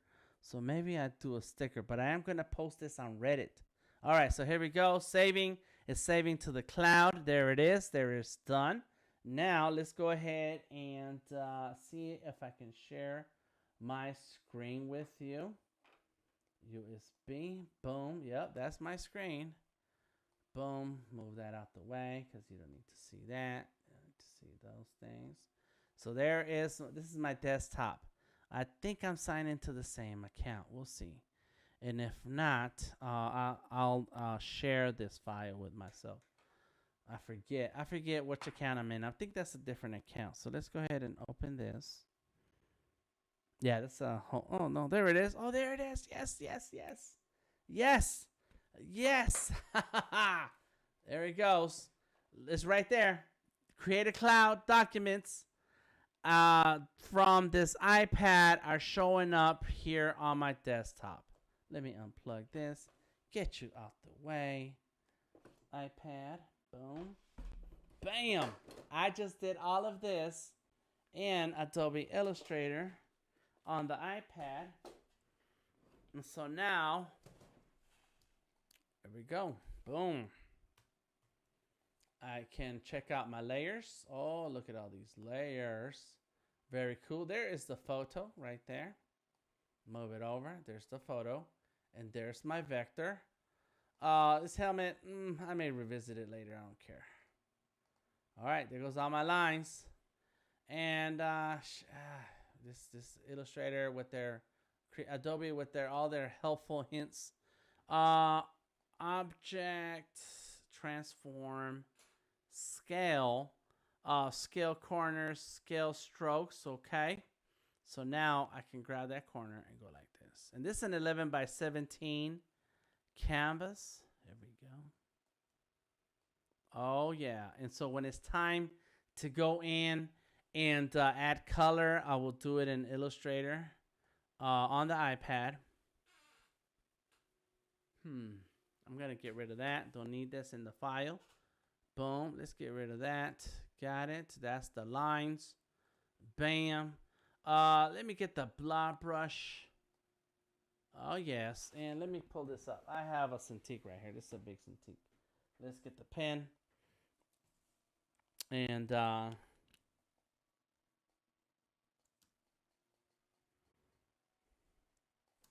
sign it. I should have signed it on Illustrator on the iPad, but I'll assign it here. This is Illustrator desktop, and so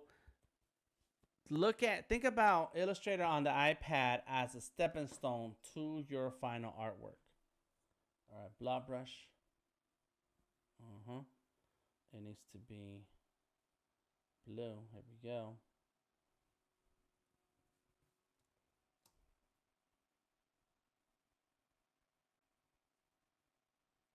Bam. I don't know if I like that. Let's try that again. Let me see. Do I have pressure on? Yeah. Okay, 18 is a little high. But let's go down to 10. Okay, cool. Let's delete that and go like this. So I'm not getting my pressure sensitivity. Why is that? Pressure 10, variation 10. It says pressure. Okay, all right. Let's go. Yeah, I'm not getting pressure sensitivity. So it's probably my Cintiq. It's not, I need to restart this device. It's always something. It's okay. All right, we'll live with it. Live with it, Dan. Why is so particular about your signature? You should sign your work. Always sign your work. Bam. Bam. I like it. Let's go right there. All right. Boom. Got it. Good. That's my signature. Label your layers. And there's all my other layers. So this is the legs. This is the torso. Helmet. And this is one of the shadows. What's that? That's the darkest shadow. The dark. Not darkened, dark. And then this is, turn it on. This one is shadow. And this is the root. Boom, just like that. Got it. Yes. Thank goodness. Thank you. I appreciate it. All right, so there it is. That's done. I finished it, and because I want to post this, you know, I'm always doing something. I can't just not do something here.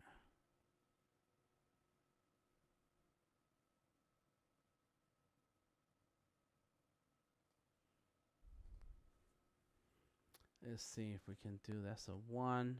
Let's make it a 4. Got it. Let's see if we can fill it in. Oh yeah, I know what to do here. Let's make 2. Alt, click, drag. And so this one is going to be empty. This one is going to be right here.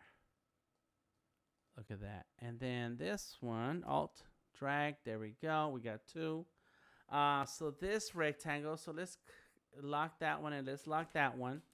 Let's get our eraser and just go like this, right? And so now, oh man, I'm doing more work to myself. Let's go there. Bam! Look at that. Okay. So now, this is background. I can't leave things well alone. I just can't. Let's make a copy of that. Boom. I just made a copy. Lock that one. And let's get the helmet. We need that helmet. Fill it out. Fill it in with white. Yeah. Oh, yeah, I know why it's not changing. Because the background needs to be in the back. There we go. Yeah, boy. Yeah, boy. Okay, so now let's get the arm. Fill it in with white. Get this other arm. Fill it in with white. Get the legs. Fill it in with white. And you're like, Dan, that doesn't look right. Something is wrong. I know. Something is wrong. But let's see. That goes there. Let's see. That is there. That is there. Let's grab these. Let's go ahead and grab that. And move it there to layer 17. Object, the range. Oh, it won't send to current layer, huh? Interesting. Okay, it's down there. So let's move this layer right here. Open up legs copy. Move that path there. Got it. Torso is going to need this line. Where are you? It's on at the bottom. Okay, so let's bring that 17 down. Pull up that torso. There it is. And bring it into 17. Get this one. Also bring it. Oh, there it is right there. I could do bring to arrange center back. There we go. Bam. So now it's in that layer. And then we're going to put this also on dark copy. Where's the legs? Oh, that was it. I got the legs and the arms. That's good. I don't need the head. So turn that off. There you go. Yeah. You see that? Do you see that? So let's lock that layer. And look, everything that's in here, from here to here, except for this one, delete it. Right. So we got the helmet. What's happening here? The helmet. Bring it into 17. Get rid of that. I'm just getting rid of things I don't need right now. And so root is going to stay the color that it is. So I don't need that root. I'm not going to change the color of the root. Okay, so now I have these shapes here. Oh, I got way too many things there. Bam. Pen tool. Let's go there. Here. and then from here to here, and there it is. So let's take a look at that. Turn it on. Bam! So there is a line. I don't need that line, so let's get rid of that line. Boom. So now I need to add a couple of spots here. Oh, actually, let's go like this. I can just add extra. Where am I missing some white? I think that's it. That's everything. Boom. So now I have a layer that adds that white. So this is the white. And I don't need these. Delete it. So I didn't have to recreate that white fill. That's good.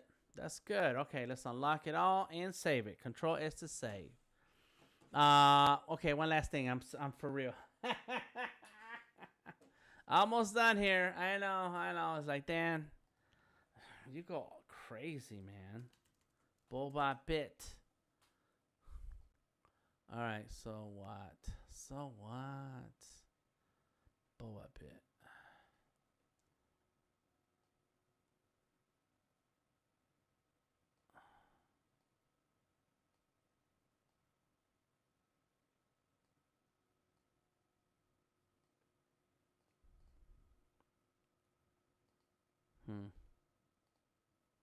Bam. Got that. Turn down the opacity. And Bree is still going off. Oh, man. Good job, Bree. Bree stayed with me the whole time. Appreciate you, Bree. I know. I see you can't. Your microphone does not come on. It's on you. You can't click on it. And you click on it, nothing happens. Yeah, nothing happens. So it's not me. I didn't do it. I'm serious. Okay, I know what I need to do here. So there's all of that. On this background, I need to change one thing on this rectangle. So let's go ahead and get the scissors. Now, once you're in Illustrator on the desktop, I mean, you have everything you need to work on any illustration. Oh, I don't need to do that there. I was going to cut this here. Yeah, let's cut it. No, no, take it back. Let me see. Let me think about this. I guess I should do the white. All right, I'm going to do the white. Fine. Let's go here. Click. Boom.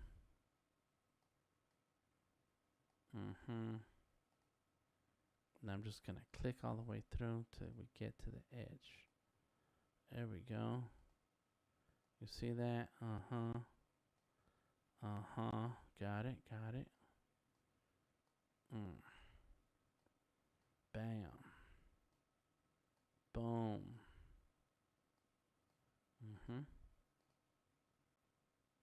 Bam. There we go. Okay, so that's better. Yeah, that way I don't have to cut it, and it does look white, so I'm okay with that. Done. This is it. We're done. We're complete. And big ups to the original photographer for this piece. I think it's, what was his name again? It's around here somewhere. Let me pull up the picture. Here we go. His name is Tortuga Bueno in the Star Wars subreddit. And that's who posted this picture. This is a picture of his son. Yes, Garrett. But wait, there's more. This is a picture that he took of his son in cosplay. And I was like, oh, my God, I got to draw that. That's so cute, Dan. Your microphone works. No, I'm using my cell phone over in Discord. Okay. Well, good. No, still not working. I just tried a few things that Discord suggests to get it working. Okay. And you were my last thing to do. I see. So I'll send Discord one of them. Something ain't working right here.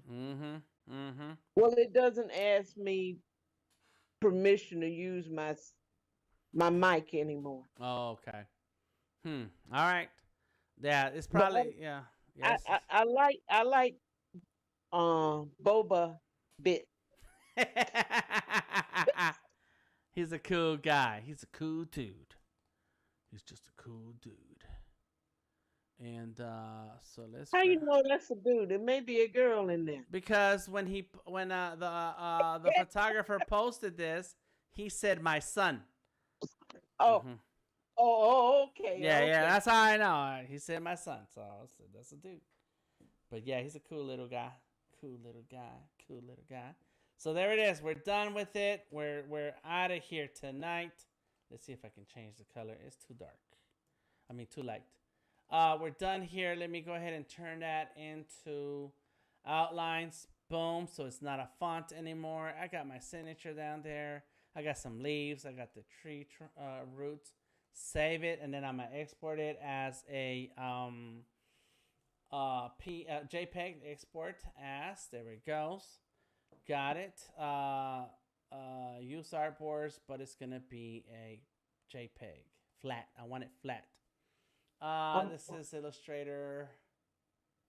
Adobe Illustrator. Here we go. Boba Bit. Export.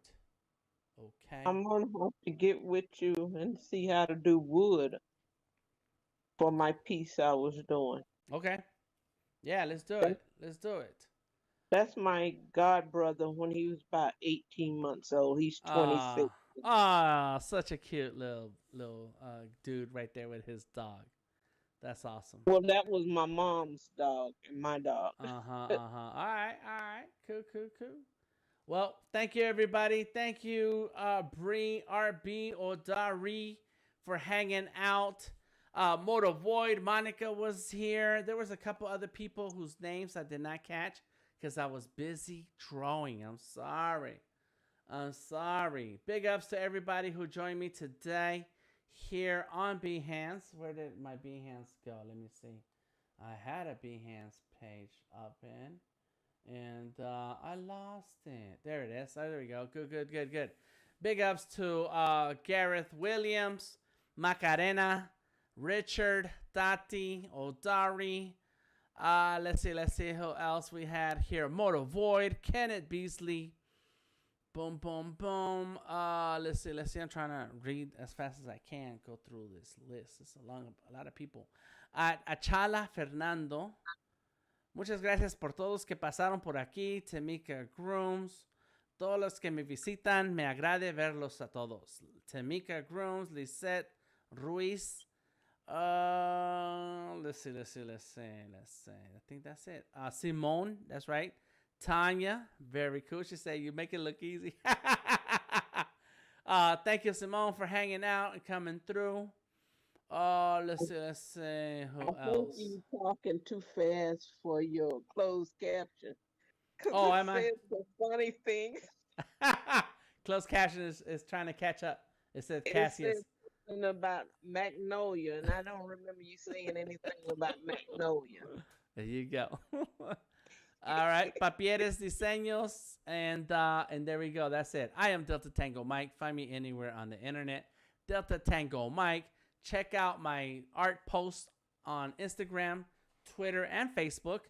Delta Tango Mike. I stream twice a week on Mondays and Wednesdays. Tomorrow we have a special stream, and I should have talked about this earlier. I don't know how many people are watching now, but we have a special stream tomorrow at 8 o'clock. I want to say it's 8 o'clock because it's the first of the month, and on the first of the month we draw with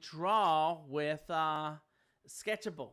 And so Odari's going to be there with me. Leave a thumbs up and appreciation on this video. Come on back tomorrow. Check me out on YouTube or Facebook if you want to watch the stream on a different platform. And I go live on other times at other channels because this is what I do. I'm a full-time artist, always producing some type of art and content somewhere. Okay. See you later. Have a good night, everybody, and stay creative. Peace out.